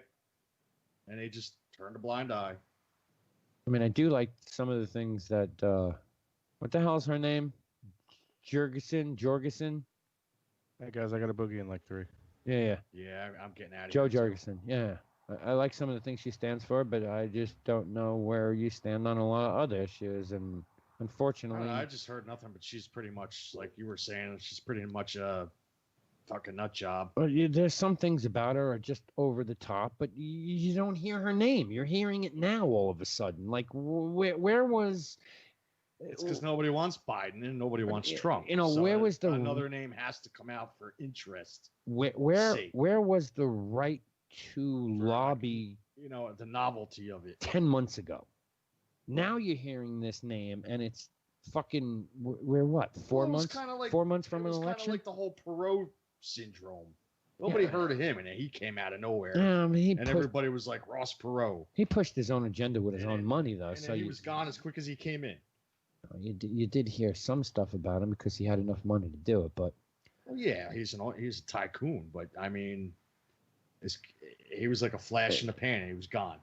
Yeah, it lasted 2 elections before he finally dropped dead. But, I mean, I do like some of the things that Joe Jorgensen stands for. I think that's how you say her last name. I'm not sure. But on the other hand, it's like... Oh boy! And does she have the backing? Does she have the financial backing to actually go through with it? That's the other thing. And money is what money. This is why none of us will ever be president, because we don't have a fucking $1 billion to piss away.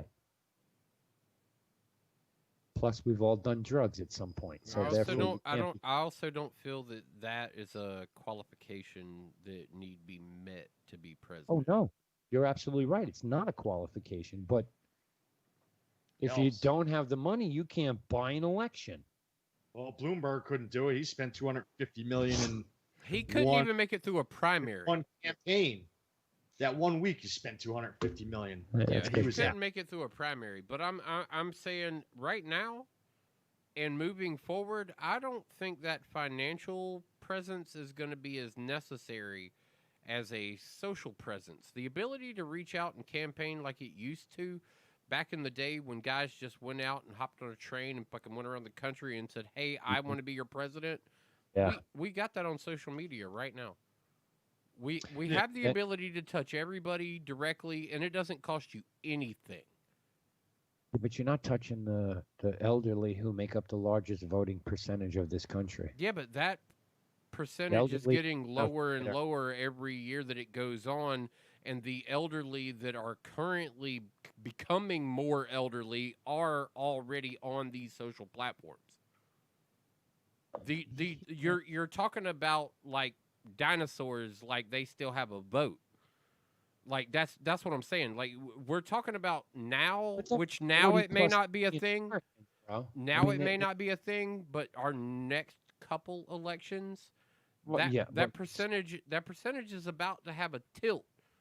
Sure. And the internet's been around long enough. Look, my grandma knew how to use it before she passed away. Okay? Right. So I'm not dismissing. I know old ladies who be on Facebook way more and Twitter way more than anybody else. And influencers, as they're called right now, once you hit like PewDiePie numbers or shit like that, you have B2K numbers, you have the ability to control industries at that moment. Yeah.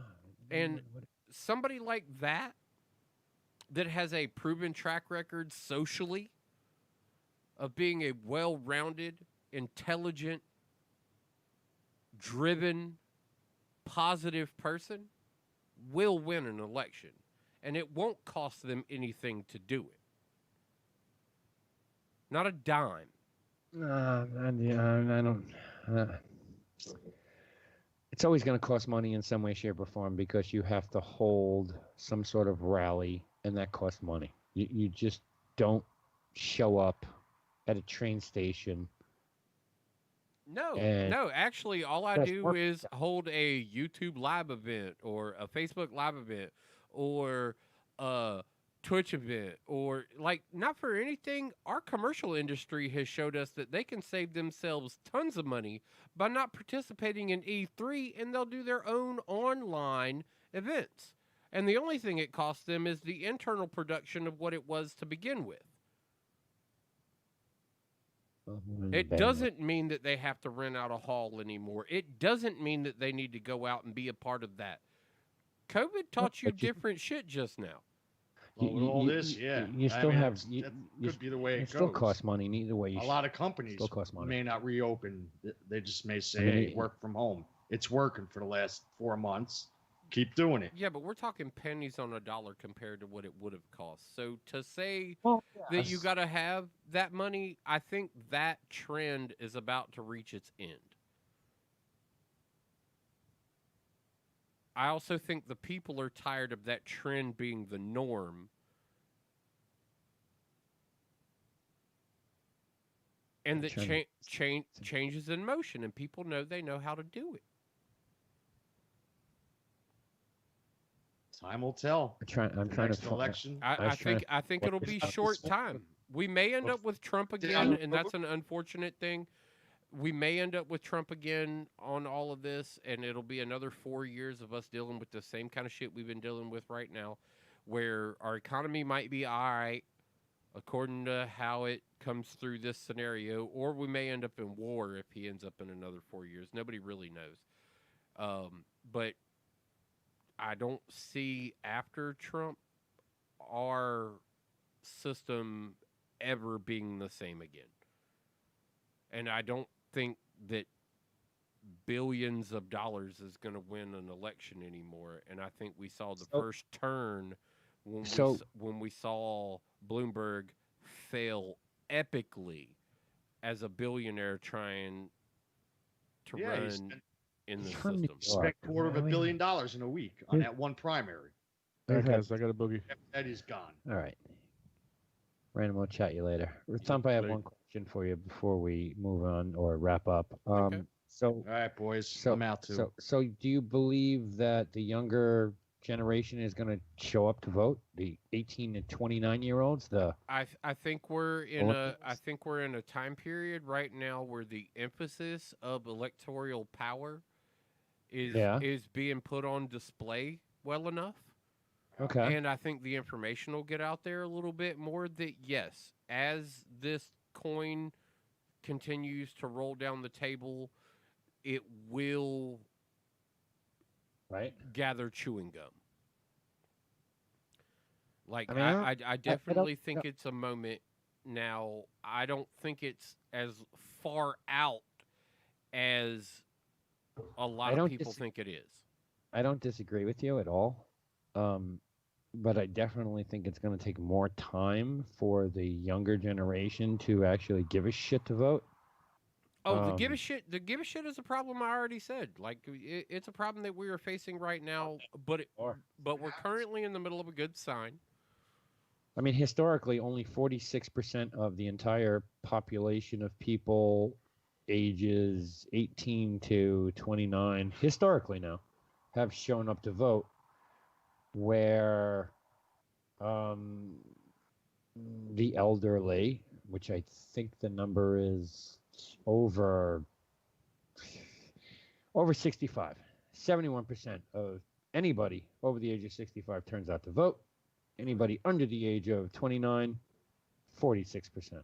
Well, we know that's also been institutionalized to make sure of the re-election being done that way, because anybody 65 and over has the time to be able to spare in their day to go and wait in a ballot line and to go and sit at polling stations and be there for whatever time period it takes to get through. Most people under that age are obligated into working, especially with the way our economy has been. Right. That it's kind of gerrymandering to make one day the vote day anyway. I think that's a poor excuse, considering there is no job in the world that says, "Oh, you're fired because you didn't show up at 9 o'clock." It's election day. I went to vote, and if I got to stand in line for 10 fucking hours and I miss a day of work, it's okay. I still get paid for it. It's not like it's. I'm sorry. It's the one day to vote. Everybody turns up to vote. 255 million people in the last election voted. Question: how many foreign business owners that do not vote are in charge of American citizens and do not give fucks about whether or not they're able to vote? How many people are hemmed up in the system of the American economy that do not grant them the privilege to take away any time away from work? There's no such thing. There's zero such thing. It's a national holiday. You get to vote and then go to work, or you get to go to work and then vote. It's your choice. Never in my life have I ever heard anybody who said, "I couldn't vote because work wouldn't let me." First off, well, no, they never say that work wouldn't let them vote. Right. You didn't vote because you were too fucking lazy. They didn't. That's why they didn't vote because they were put in a situation of where voting could, in some cases, cost them a job. Because if they don't show up, people will fire them. That's against the law. It is not against the law to show a no-call, no-show. It is actually written into all of the state's employment rules. To be told that you will lose your job if you take fucking however long it takes to go vote, that's illegal. Period. Never, ever, ever have I heard that as being a means of not voting. Ever. And it's fucking illegal. It's right there. Your right to vote is there in the Constitution. There is no way you can lose a job over the right to vote. Well, that's oppression. Not for anything. Just like you, the seeker of all technicalities, are able to thrust forward these informations all the time. I guarantee you, there have been thousands of people across this country who have showed up late to work because they didn't call and say that they were going to be late. They were stuck at the polling station. That have been fired because you need to schedule your time to vote on your time. If you decided that you were going to go do this and there was going to be a problem, you needed to call me and let me know. No call, no show is grounds for firing. And it doesn't have to have anything to do with the election at all. Idaho, Montana, North Dakota, Michigan, Indiana, Pennsylvania, Vermont, New Hampshire, Michigan,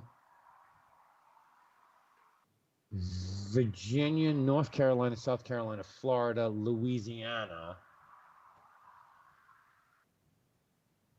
You get no time off to vote. You got to do it after work. Uh-huh. Wisconsin, Illinois, Kentucky, Arizona, Alabama, Georgia, and Massachusetts. You can go vote. You won't get paid for that time. They give you a 2-hour to 4-hour window, except for Arizona. No, that's Arkansas. Excuse me. I think it's Arkansas. Yeah, where there is no time limit. Okay. Everywhere else, it's 2 to 4 hours. End of story. Paid time. What are the number variances there? Because I'd swear you named several states. Idaho, Montana, North Dakota, Michigan, Indiana, Pennsylvania, Virginia, North Carolina, South Carolina, Florida,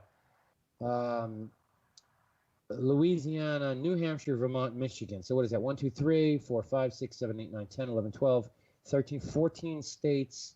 There is no law specifying what can happen if you take time off. Not specified. Of those states, Ohio and Mississippi, not specified. The other states I mentioned, there is no restriction. So that's 16 not specified. No, two. That's 2 not specified. I'm sorry. Ohio. Okay, so 2 not specified. 2 not specified. The 12, other ones, no repercussions. 0, none. You said 12 that say you get no time off. You have to go vote after work. That was your exact words at the start of this. I'm trying to correct myself. I'm fact-checking myself here.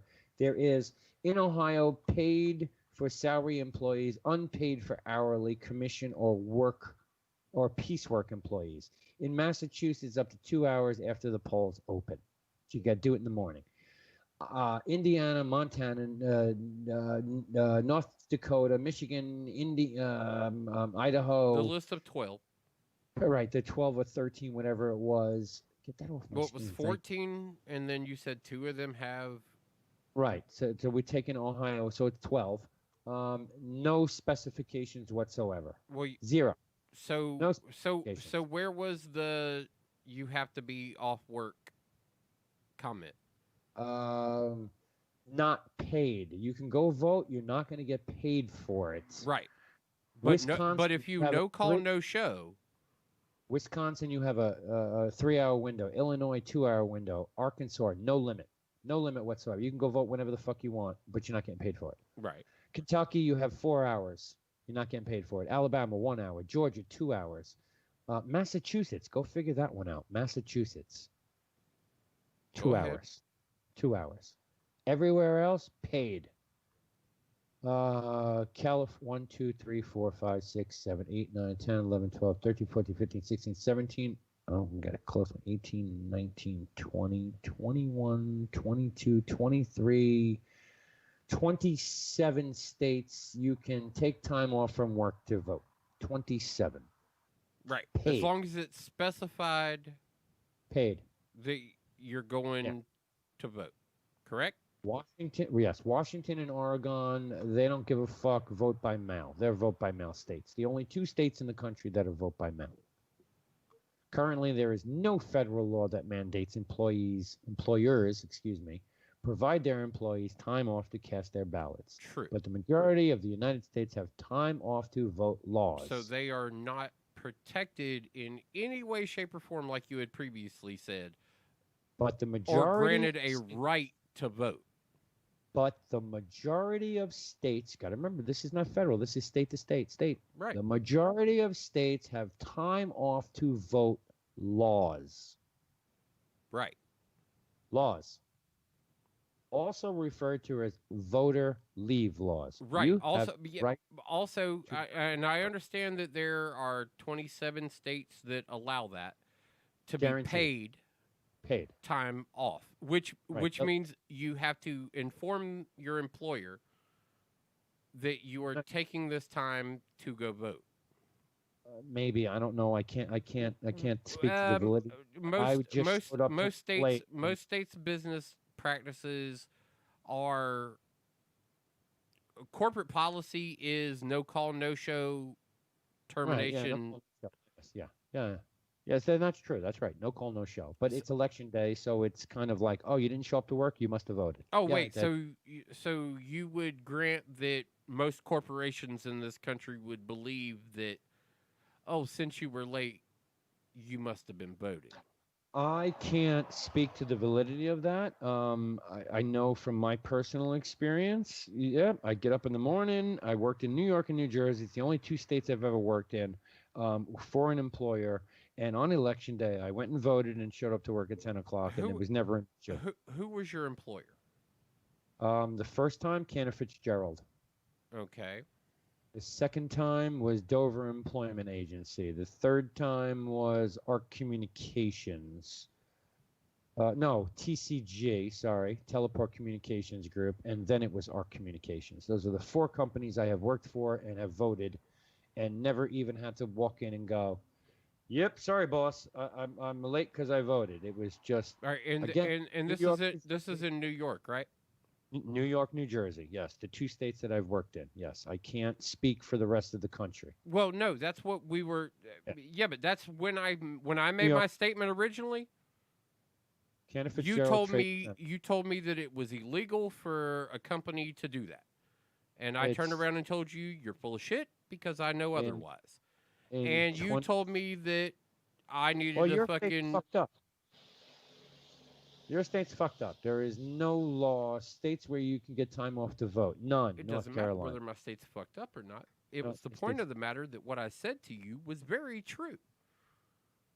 Okay. And for you to tell me I was wrong. In fucking 12 states. All right, you're right. I was wrong. I am wrong. But in 12 states, and I very much doubt that anybody. would Okay, be hold on. fired You've got a for lot of faith in humanity at this point, okay? that. And Wait, I'm telling. aren't we supposed to, though? All lives matter. Aren't we supposed to have faith in humanity? We would like to, and I don't like being lumped in with your all lives matter. All I'm fucking- gonna say I don't is like if I don't anybody being else- I don't like being lumped in with your Trumpism, okay? Anybody has ever been fired for not showing up at work because they voted, call in, email, fucking 8-Bit Bros. Email me personally. Those People got our people aren't Gmail. I listening would because love they to probably see can't that for afford it. to be in this situation to be able to have this kind of You promotion can't going on in afford their email, life. It's free. How do they check it? It's free. Check it on your phone. Everybody's got one of those. On what phone? On the 1.7 billion phones that are in the United States alone. All right, how about this? How about out of the 1.7 billion phones that are in the United States, how many of those do you think are just assholes burner phones? Of course, it's got to be a good half. and I Okay, think how that is a- how about maybe my boss man who has 3 phones, 3 cell phones, not to mention his business line that he has a landline for. Oh wait, Sure. at 3 companies. I know quite a few people who carry 2 cell phones. Absolutely. Yeah, this and then guy a carries landline. 3. Yeah. But Yeah, that's I what know. I'm saying. I also know people like I got people that I know directly. Yeah. That the only way on their phone they get any communications at all is if they're connected to a Wi-Fi service. And that's as long as they can afford to continue to pay for their Wi-Fi service. To sit here and turn around and speak from first world problems from a top percentage perspective and say, what, people can't afford things, is kind of pompous.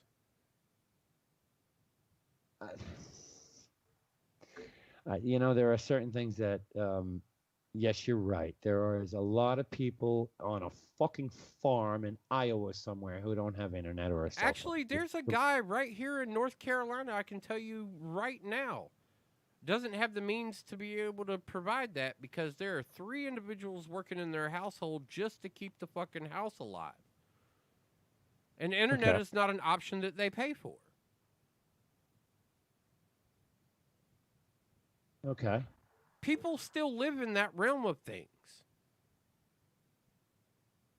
And that's in the city of Greensboro, Hey, which look, is not the middle of Idaho in some podunk fucking know-nothing nobody. I'm not going to debate you on it. What I will say is this country is 3rd overall in the world of active cell phones. Yes, you're right. It could be some Joe Schmo with 2 or 3 phones. But there's 300 million active cell phones in this country right now. There's 326 million people in this country. How accurate do you think that data actually is? Like, honestly, I don't want you to look at more data and tell me how accurate you read it to be. How accurate do you think that number is? Do you think this afternoon there were 3 billion phones available? I think it's highly accurate considering that these companies are driven by their data sales and they're public companies. So this afternoon that number is accurate. I would think, yes, I think 300 million people, period. End of story. That's a real number. It could be less, could be more, but it ain't going to be by very much. Maybe by a million. I thought we had 1 billion phones here. 3 million. How is 300 million?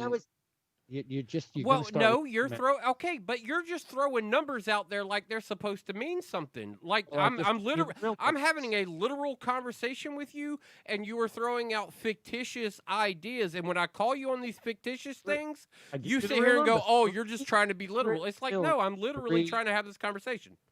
300 million, 300 million active phones in this country. That's real numbers considering that shit has to be reported to the SEC monthly. Has to be reported to shareholders monthly. Those are active real numbers. 300 million. There's 329 million people in this country, including children. Good luck with them having cell phones. And yes, you're right. How many of those 300 million are a guy who's got 2 phones, or the drug dealer who's got 6? Or the business owner that's got several numbers tied up and it only owns 1 phone. The numbers know are inflated in various ways. That number, that number is not real. I think that's a real number, meaning active physical devices. I don't care about the 670 million phone numbers out there. I mean, you can have 2 phone numbers on a phone. You don't have to carry 2 phones anymore, believe it or not. It's not like it used to be. We had that conversation a couple weeks ago where you could have 5 or 6 fucking phone numbers on a cell phone. But I think, excuse me, I think that's a real number considering it's reported to shareholders quarterly. And cell phones are kind of like landlines. We know exactly how many landlines are active in this country. You get that shit mailed to you every fucking year called White Pages. That book has dwindled down to almost nothing, but I mean, what are we talking about? 160 landlines, not including businesses. And now that number's skewed even more because of voice over IP, because they're considered phone numbers, even though they're not physical landlines. But I think 300 million is a damn good, close, accurate number, considering AT&T and Verizon both have 110 million active phones. That leaves the rest to Sprint and T-Mobile, which is now one company. Everybody else falls under the umbrella because there are only 3 cell phone companies in this country.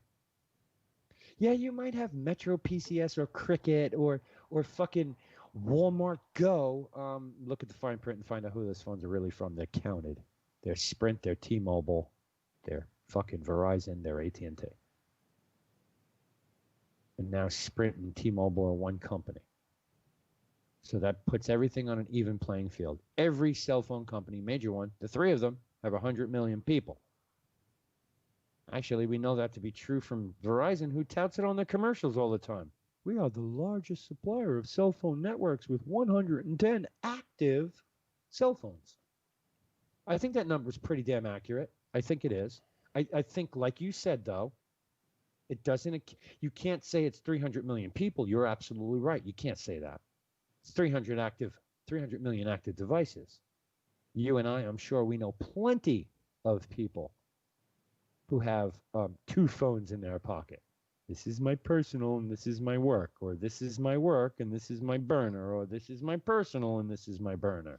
I mean, the person I'm talking about has a cell phone. Right. But it's a Wi-Fi only cell phone that he can only, at moments when he's in reach of internet, yes, gain access to use. Does he physically own internet? Does he physically pay for internet? Because then you have a cell phone no matter what. When they can afford to do so. Okay, I'm not. I'm just saying there are. Well, no, but that's what I was saying to begin with. Your generalization of the statement that, all you got to do is fucking get on the internet. Everybody's got a phone. That's not necessarily true. And even people who have phones don't necessarily have the internet. Just like you said that these 75-year-olds are the ones that are going out and fucking voting. 71% of everybody over 65 voted in the last elections. Yeah, that's still not 100% of those motherfuckers either. So yeah, but it's a hell of a lot more. Yeah, but I believe the number shift. I believe in the number shift. I believe that what you're seeing is the beginning of a trend that is going to shade those numbers in a very different direction.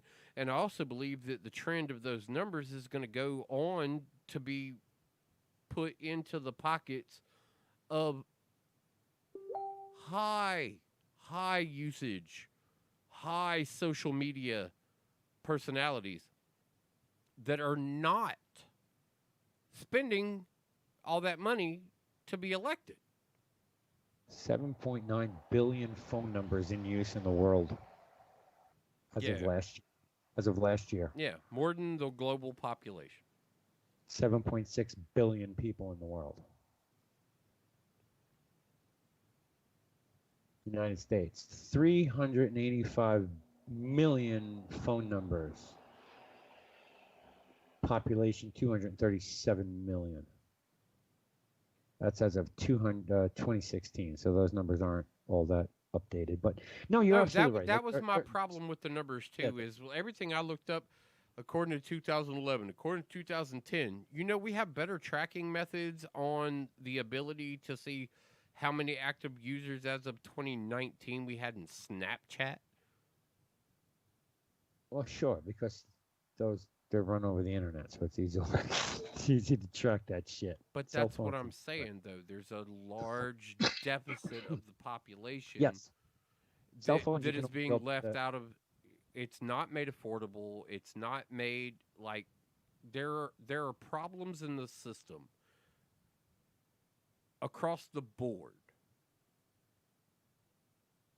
in every aspect of how our system is flawed.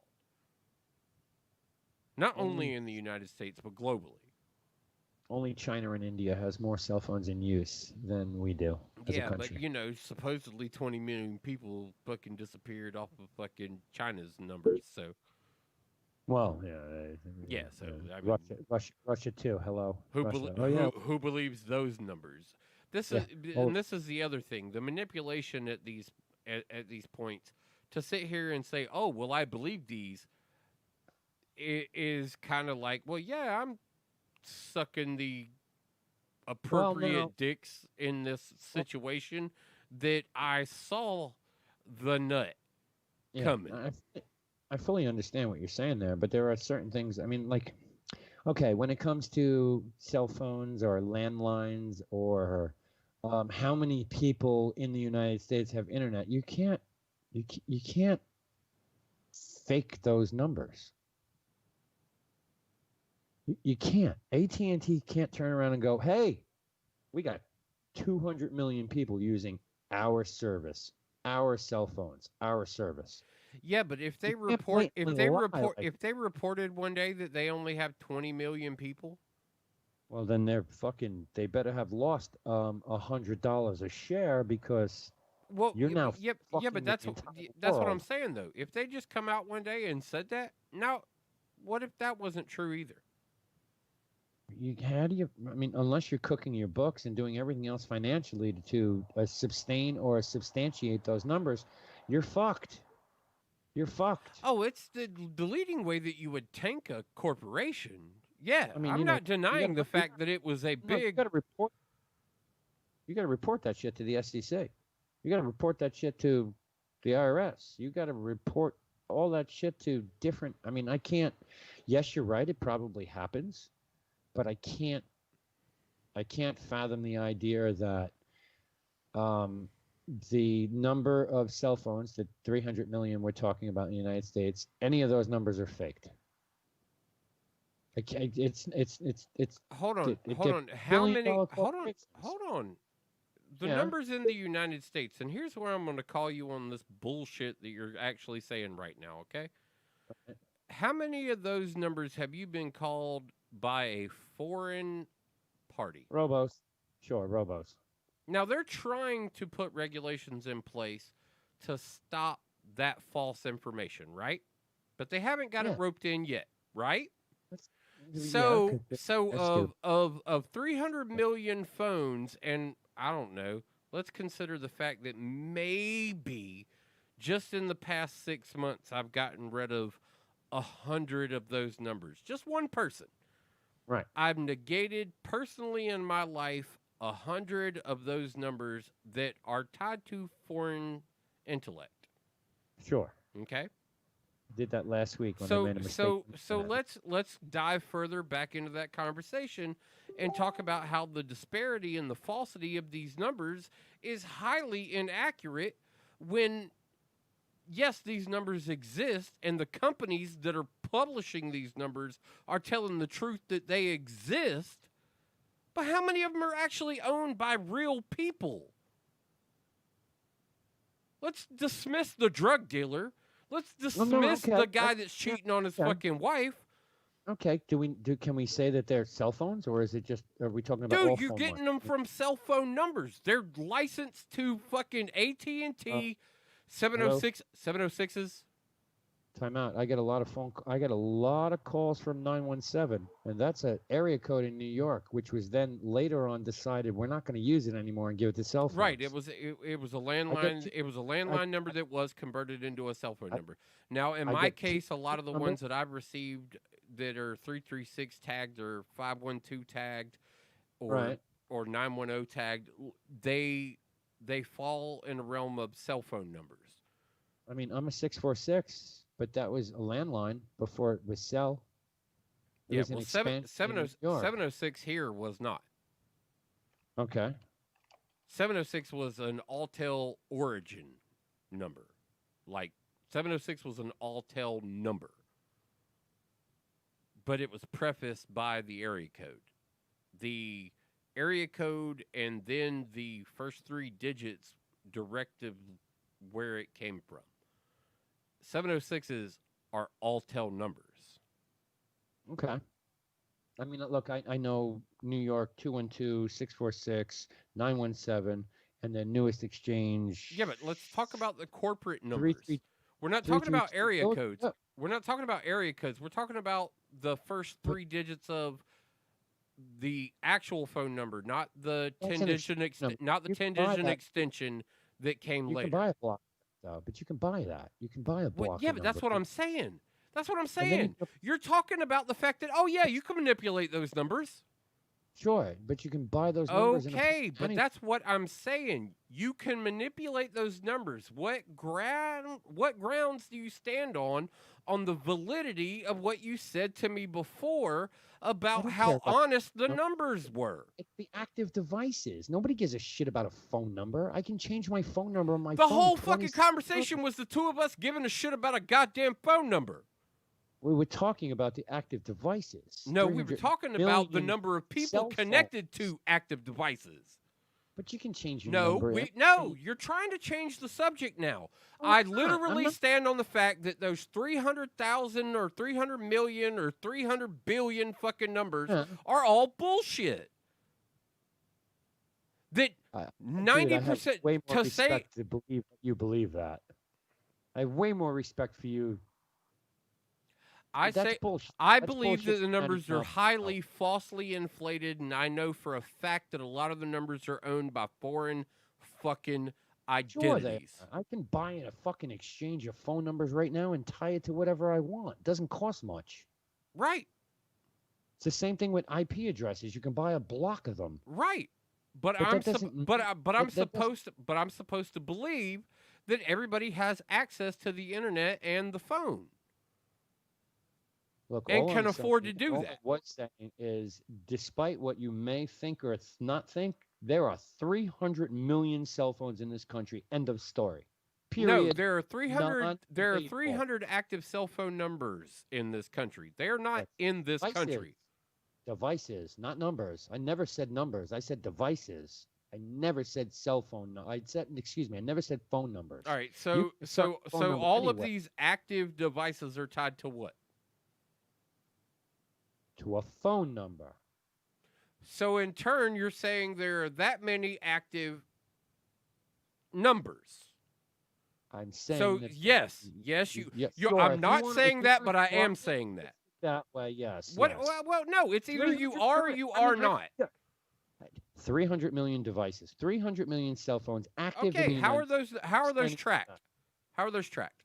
How are those tracked? They're tracked by the fucking company that puts out their financials and go, hey, we got 109 million people this month. Okay, so if surprising I last buy if 3 I days buy a ago. if I buy a block of cell phone numbers and I just route, I never buy a phone for You them. don't buy cell phone numbers. There's no such thing as buying cell phone numbers. You just buy a phone number. There's no such thing. There is no such thing as this number is for a cell phone only. That doesn't exist. That Anymore. shit ended in 1980. There has never been since 1984. You can look it up right now. A block of numbers that has been assigned directly to cell phones. You can have a number in that block right here. I'm holding 646 is a New York City phone number, landline, but it's my cell phone number.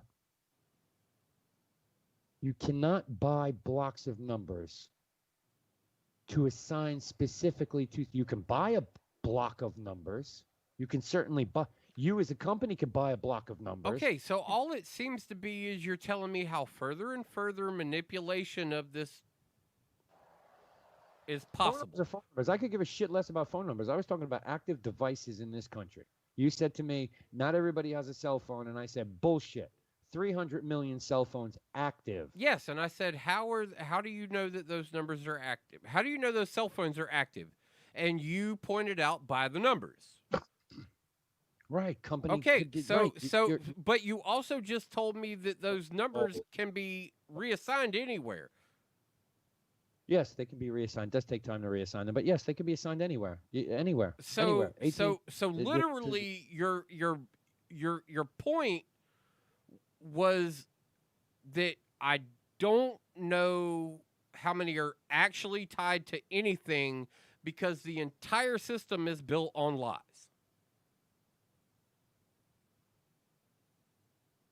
Okay. I mean, if you sure, if you want to go that, yeah, okay. There's I no mean, going that route. You can't. I mean, you're talking about virtual phone You numbers. can't solidly prove to me that any of these devices go to John Smith,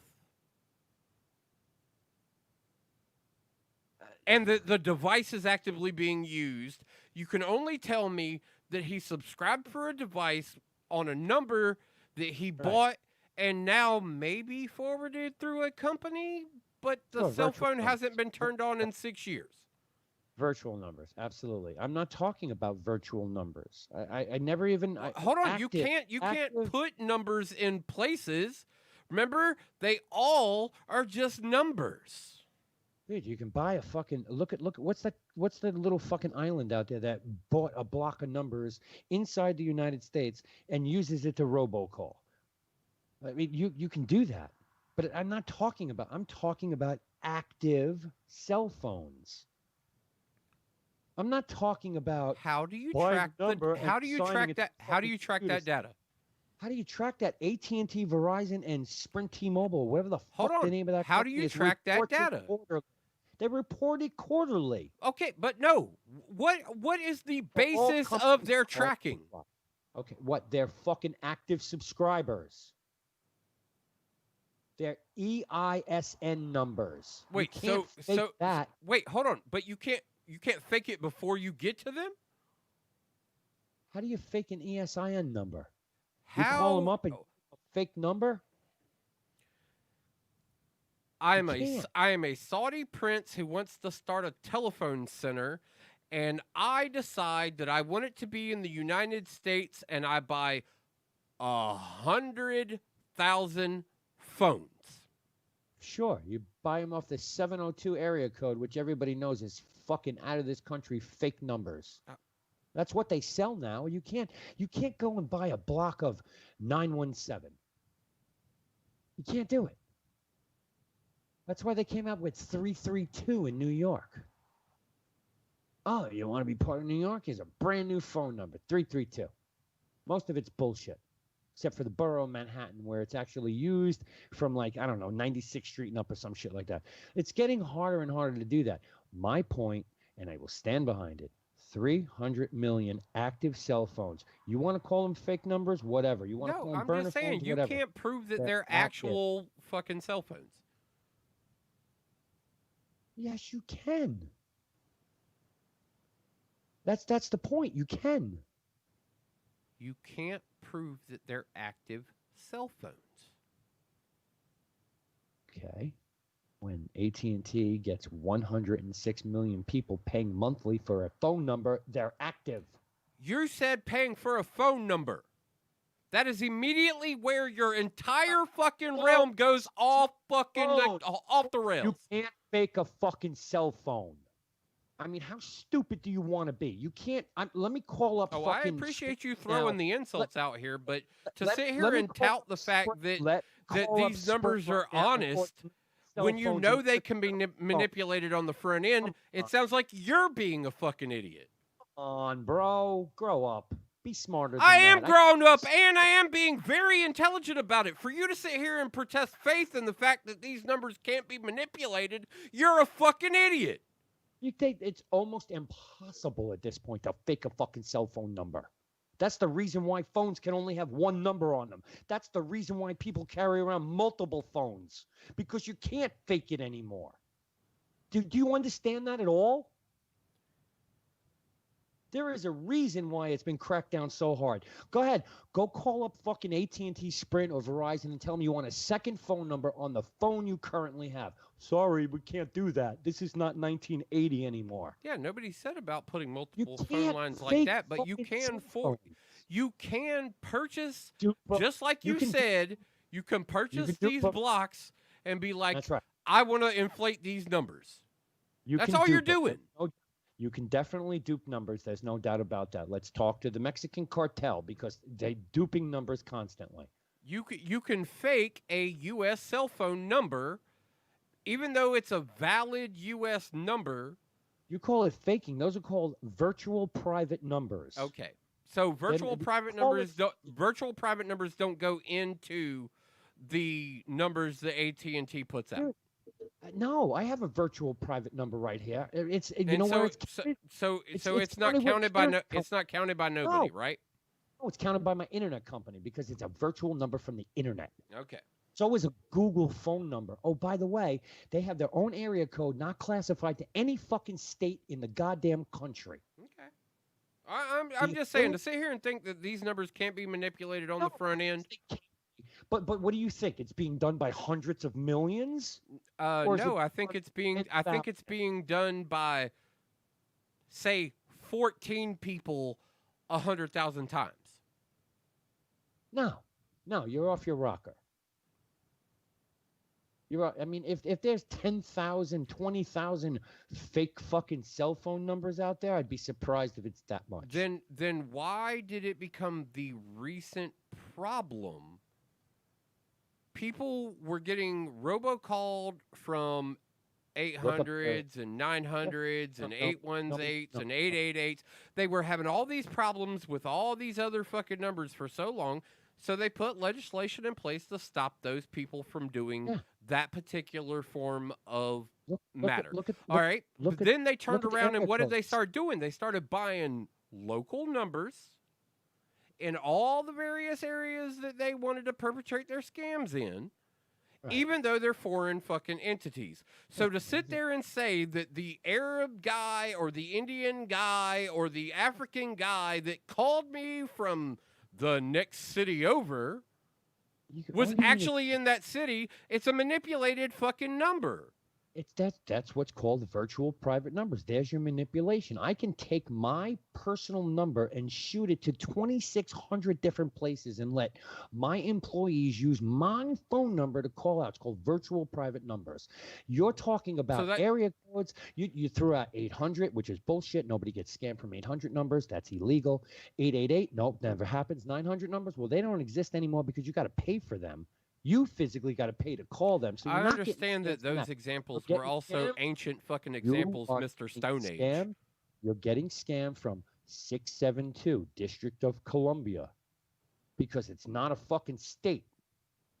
So they sell shit like crazy. Well, okay. Well, next time you get a fucking scam call, take the area code and look it up. All right, so when it tells me New York or Colorado or Arizona or Washington. 646 numbers can be virtual. Absolutely. I worked for a company that did that for many years. But this is exactly what I'm saying though. When you can sit here, I'm not talking about the conversation with cell phones. You took it to cell phone. You took it to phone numbers. I was never talking phone numbers. There's fucking 706 billion phone numbers. That's the max phone numbers you can have. Can't digitize anymore unless you come up with brand new area codes, which is impossible. They've used them all except a block of numbers. Hold on. How many numbers are you basing this system on? A 10-digit system? 9. There's no such thing as 10. 1 doesn't count. It's 9 digits. Well, no, it's 10. You're right. It's 10. I was going to say 10 digits.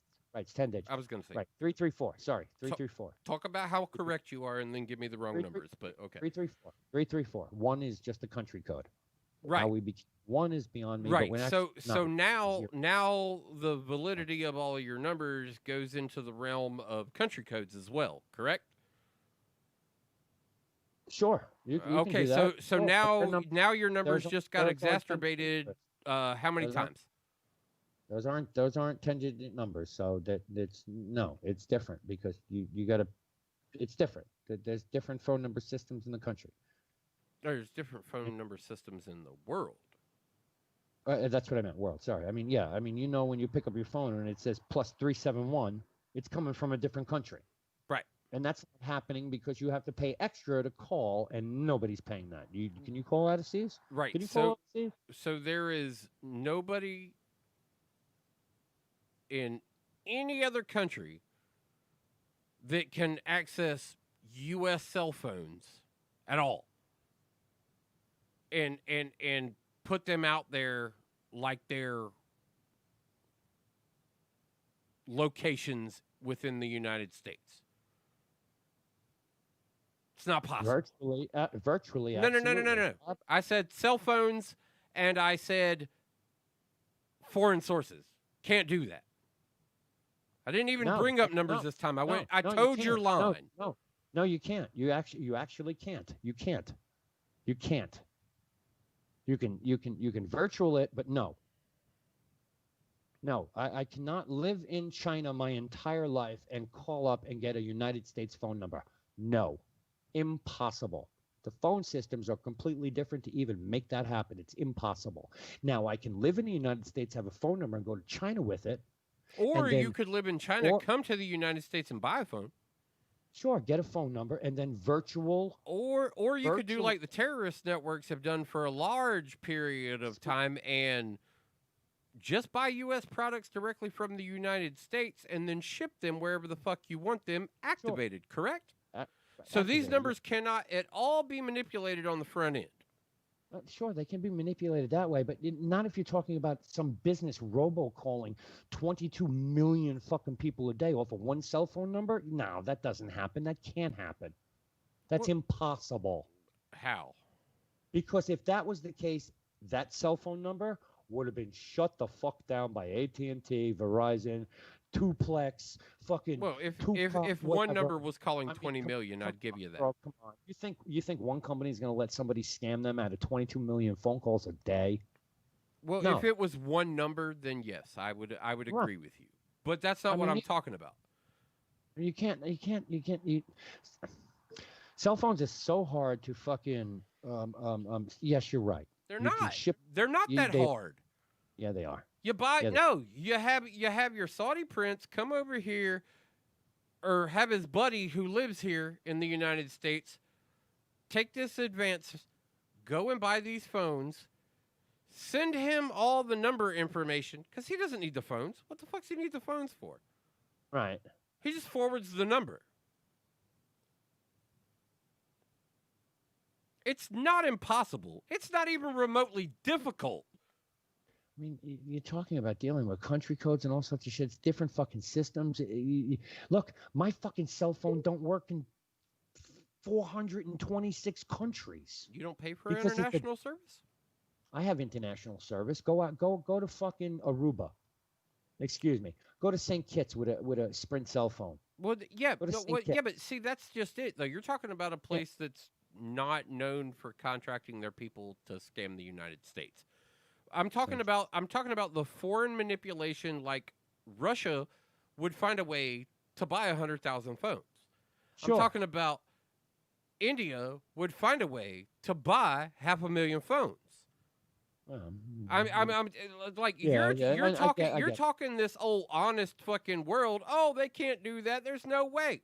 There's ways. And to Yeah, of believe course that there's number ways. at face value, even though AT&T is reporting the number, yeah, that's how many people are paying them right now. That doesn't mean that the people who are paying them are being fucking honest about what they've done with the number. I get that. It's become so much harder to fucking spoof and It's scam. becoming harder. It has No, become in the hard. past 2 years, you've got more cell phone fucking number looking fucking calls than you've ever received in your life. In the Sure. past 2 years, and it's because they made it so hard everywhere else, and the cell phone companies were still vulnerable, and they're still on their heels right now trying to counteract on how they can deal with it. They're working on it, but they are nowhere near close to having it fucking solved. And everything you just said in this whole previous fucking conversation about how accurate their numbers are is a complete falsity. I don't know. I don't. You've got a lot of faith in the American corporate system, and I trust that is exactly where your loyalties will normally lie. And I don't believe that I'm going to be able to convince you of any other direction. But at the same time, don't turn around and call me an idiot when I feel that you're also being a fucking idiot. Look. All I'm saying here is there is no phone number, there is no exchange, period, that is assigned specifically to a cell phone. Okay. That does not. The only exchange on the face of the fucking planet that is assigned to a cell phone is 600, and that's Canada. All right. So I have That's it. I have a weird question for you then. So, I have a weird question for wait, you. Wait, wait. Well, let me finish. You may say you're getting calls from phone numbers that are cell phone numbers, but no, they're not. No, they're not. Because there is no such thing as a cell phone exchange. Okay. Doesn't exist. Okay. Go ahead. Quick question. Yeah, go ahead. Then why? 'Cause I need it. Then why were all of Alltel's numbers that came out through, say, the late 90s, Right. all 706s? Okay. Not area coded, but that was their. Because that's the exchange. That was their. assigned to them? That was their. That was their defining. I didn't get them from Verizon when Verizon existed back then. I didn't get them from AT&T when AT&T existed back then. I didn't get them from other companies. I only got 706 numbers and 706 calls from Alltel customers. Period. Right, which was what at that time the designated provider for your area. No, actually, that was Alltel's national number. Okay, so that's the exchange that they had. Well, that's what I'm saying, though. You said but in you the can still- 80s is when that system died, that they couldn't. There's no way that one grouping of things would have a designated number. I don't know of any such thing. I'd be honest. I know of no Well, such when thing. as Verizon exchange acquired rates. Alltel, they received all of the 706 numbers, and that's how you track somebody who was an OG on Verizon's or Alltel's platform. Anybody who was a former Alltel customer that got merged into Verizon was identified by their 706 number, and they were called out in all of their stores around the country about, oh, you must have been an Alltel subscriber. Well, yeah, that's because it's Bell Atlantic. It was Bell. Alltel was Bell. That was the exchange that was running your area or that area. I don't know of Not even, everybody. 'cause My 706 parents, my from parents started Arizona, with- 706 from Seattle. My parents started with Alltel and never had. My mother has the exact same number she's always had with a cell phone, and she started with Alltel, and then it moved to, who was it before? Cellular, Cellular One, and then it became AT&T. She's got a 917 number her whole life. It's never changed. That path never happened. Okay, well, whatever the path was, I'm saying she's never. So she's there was currently no- a Verizon customer? AT&T. Then she transferred her number from one company to another? No, Cellular One from AT&T. It's just like me. I didn't Okay, transfer. Cellular One to AT&T, yes. Verizon, Alltel. Alltel Okay, to so- Verizon. That was the path. Cellular One was like Arizona, but she's got a New York number. Okay, well, I mean, My point is, I've been called from Alltel, California at 706, and I've been called from an Alltel number in Seattle that was also a 706. It's only the prefix before that. Okay. That Alltel was a dignified phone where they company came from. 706 was an Alltel of a 7-digit phone number before 10-digit numbers. Yeah, because they were a phone company before they were a cell phone company. They were the breakup of Mom Bell, Alltel. They had their region out in the Southwest somewhere, just like Southwest Bell or New York Bell or Well, whatever Southern Bell became AT&T here, so Bell Atlantic. They were when Ma Bell was broken up, everybody became their own little fucking Bell somewhere. The baby Bells. Alltel was one of them. They didn't want the Bell name associated. Well, it's funny Right? though, because Wrong? that path still doesn't transfer. You're leading all the way to AT&T. Probably doesn't. You keep leading me to AT&T, but that every bit of information that you've got for Alltel and Verizon seems to not be accurate. It all leads to AT&T. Alltel was Little Rock, Arkansas. That's where Alltel was headquartered, started, finished, died. Little Rock, Arkansas. Okay, and how big was their distribution? How big was their distribution know. at the point of 112 million collapse before they were bought by Verizon? 100 was it Verizon or AT&T or It Alltel was Wireless? Verizon. Alltel Wireless became AT&T. And I don't know, 110 million phone numbers because they had the Southwest. So they had the Southwest. Explain to me Right? how my Alltel phone was never an AT&T phone. No, it was an AT&T phone because Alltel bought AT&T bought Alltel. Verizon bought Alltel. No, Alltel Wireless. Well, that means But- AT&T owns Verizon then. AT&T. Alltel announces result for Western Wireless merger. Alltel. No, AT&T. I've never had an AT&T phone, ever. Well, it's just like Ever. look. It's like right now. I don't have a fucking T-Mobile phone, but I'm really T-Mobile, aren't I? Because Sprint doesn't exist anymore. I have never. I'm just saying everything I'm seeing right here. Everything I'm seeing right here. Alltel has been purchased by AT&T. Bell Atlantic and GTE swap wireless systems with Alltel, mostly in Nevada, sold to AT&T.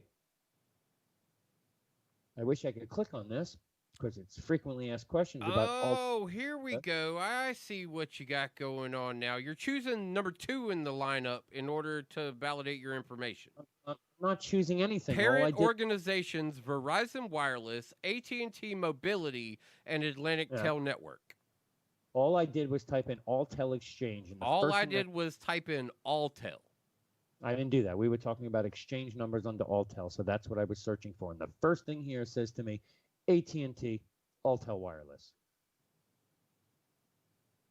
What if I want to exchange my new AT&T phone after I receive it? This article is dated, I don't know, fucking 1980 something, and I can't get to it because the page doesn't exist anymore at AT&T.com, or my internet is done because it's probably about that time for my shit to blow up again. Can I'll I let you get go. any- Hold on. Oh yeah, I can't do any research on that machine at all, period. That shit's dead. So I can't see anymore. That's probably why I can't click on it. But yeah, like I said, the information that was on my screen said AT&T Alltel. Goodbye, Internet. See, it's fucked up. It's just my desktop, though. Alltel was broken up between the two, is what you're saying. Before acquisitions by Verizon and AT&T, it served 34 states. So it's 34 states, bro. Majority of the country. Yeah, 34 states. 13 million subscribers in 34 states. So they were just a pissant in the middle of nowhere. Number of states says majority of country. Yeah, but 34 states with 13 million subscribers is a nobody. And that's like saying, dude, I got one of these great Walmart phones. Sure, they're in 50 states, but they've only got 1.6 million customers. Mm-hmm. Like I said. And here, the acquisition was Verizon.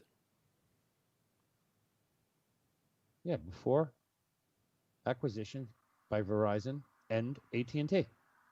Right. It served 34 states, and But has like I said, approximately not here. Okay, so yeah, for you, it was Oh, so That's what'd why they do? that's why I only purely spoke of Verizon. I mean, why I only did purely not- spoke of Alltel in the 90s.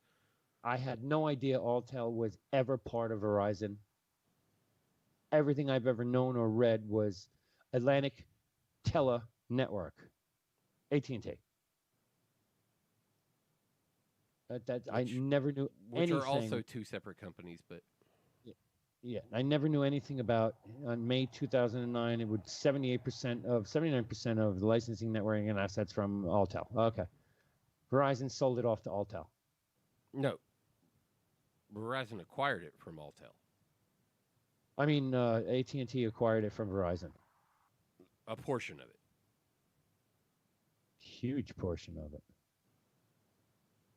What is this? 2-point deal with the merger is approved by the conditions.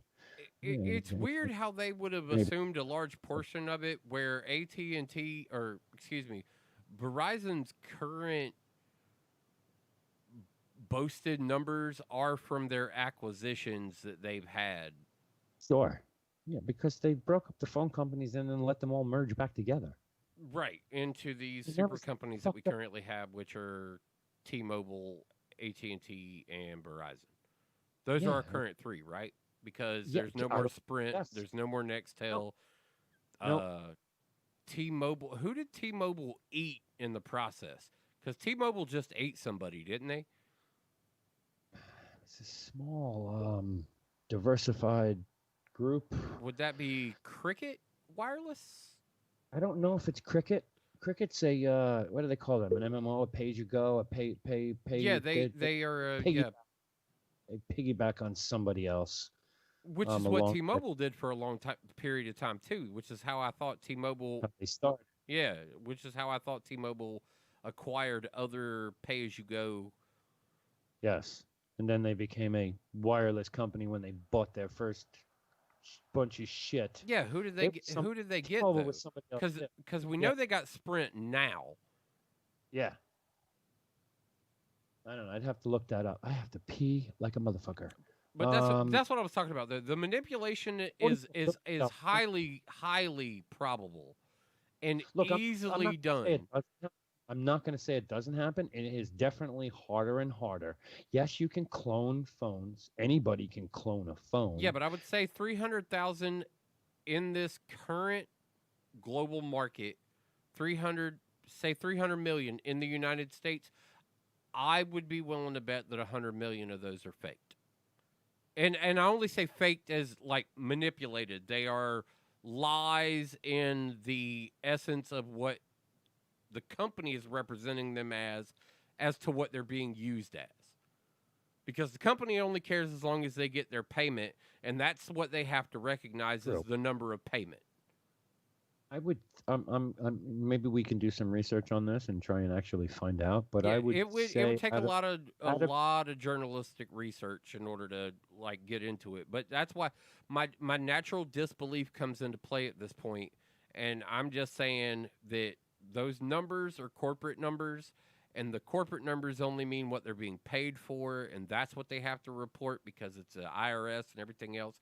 But to sit here and honestly say that those are tied to a majority of U.S. citizens is absolutely asinine. Yeah, absolutely not. It's not tied to U.S. citizens. It's the number of active devices in the United States. Whether their phone lays in the United States, whether it works is a whole nother story. There are unless you're fucking AT&T, GMS, you can take that phone anywhere. But not every other company can't do that with Verizon. Can't do it with Sprint, T-Mobile. Can't. Really, don't work everywhere. Verizon's had a great global connection. As long as it's a GMS phone. Yeah, it's been long reported as Verizon was long touted as being one of the best international phones to have. Out of the 300 million, I would say, my personal opinion, 20 million phones faked. I'd put the numbers a lot higher than that. Like I said, no disrespect. You want to say 100 million? Not at all. I'd put the numbers a lot higher than that, and it's only because I think the disparity between the low end in America and the high end in America and the intellect of people in the United States across those platforms that most people in this country can't actually afford to be able to take care of a cell phone on a monthly basis. Most of those customers are probably pay-as-you-go people, and those numbers are, in some cases, even week to week, or phone cards and stuff like that, which are also tied into these AT&Ts and Verizons, where you can go get phone cards to be able to take care of some of the even pay-as-you-go through these bigger companies. Sure. So that's why I said when you first brought the number up, I was like, can you say that's accurate as of this afternoon? And there's no way you could say that. No, there's absolutely no way, no. And I'm going to smack myself for not remembering this and having to look it up, which really pisses me off. T-Mobile, Deutsche Telekom. Ooh. German company. That's where they started. Deutsche Telekom, yeah. And like I said, I want to kick myself. I mean, even think they owned fucking Vodafone at some point. Yeah, that was Vodafone. If I'm not mistaken. Yeah, if I'm not mistaken. But yeah, I'm looking at their shit here, and it's T-Mobile is Deutsche Telekom, German company. That's how they started. But yeah, so a disparity in the numbers is highly probable. It could be greater or less than either of our numbers. Yeah, I totally don't disagree at all. You know, and that's why I was like, to say that the manipulation's not possible, especially in the cell phone market, all they have to do is report paid contracts. I mean, yeah, and you got to remember, it's the card that's being duped these days. It's not it's the card that's being faked. It's the card, the SIM card, the mini SIM card. When 10 years ago, you had to fake the phone. Right. You had to reprogram the phone, dupe the phone, whatever you want. There was no card per se. It was phone. You had to dupe that shit. It's become harder and harder to. I mean, I just threw. No, I didn't throw. Somebody dumped my shit out. But I mean, I know I've got 5, 6 different fucking little SIM cards sitting here. Yeah, but now for the most part, you can also *64 to forward numbers anywhere you want them. That's right, and that's what you can do with. You can *64. You can forward you can buy a cell phone. Take that number. Never really use the phone. Put the phone in a fucking drawer. It's still active because you're paying for it. Right. forward that to a virtual call center, and now you could take that one phone number and turn it into 100. Right. Which is exactly what I think you were talking about when it comes to, you know, that fucking, how would you like to buy some new car warranty? Well, it's the manipulation factor of it. It's the manipulation and the availability, and cell phone numbers are the last grouping, even though you're saying, oh, well, there's no designated cell phone numbers. But there are companies that have these banks of numbers. Sure, you buy a shitload of numbers. Right. There are companies that have these banks of numbers that sell those numbers in banks to other companies. Yes. I worked for TCG, Teleport Communications Group. And so it's highly available to see major manipulation in that environment.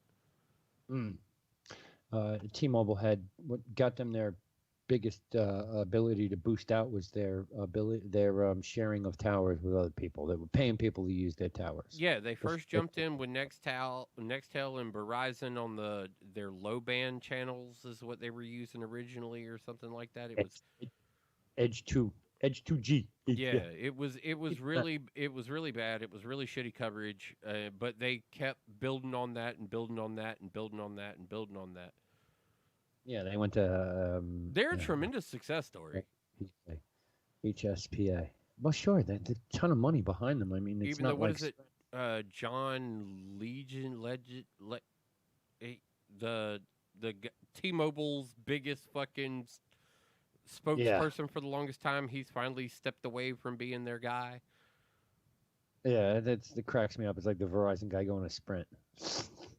Well, no, John was like their honcho.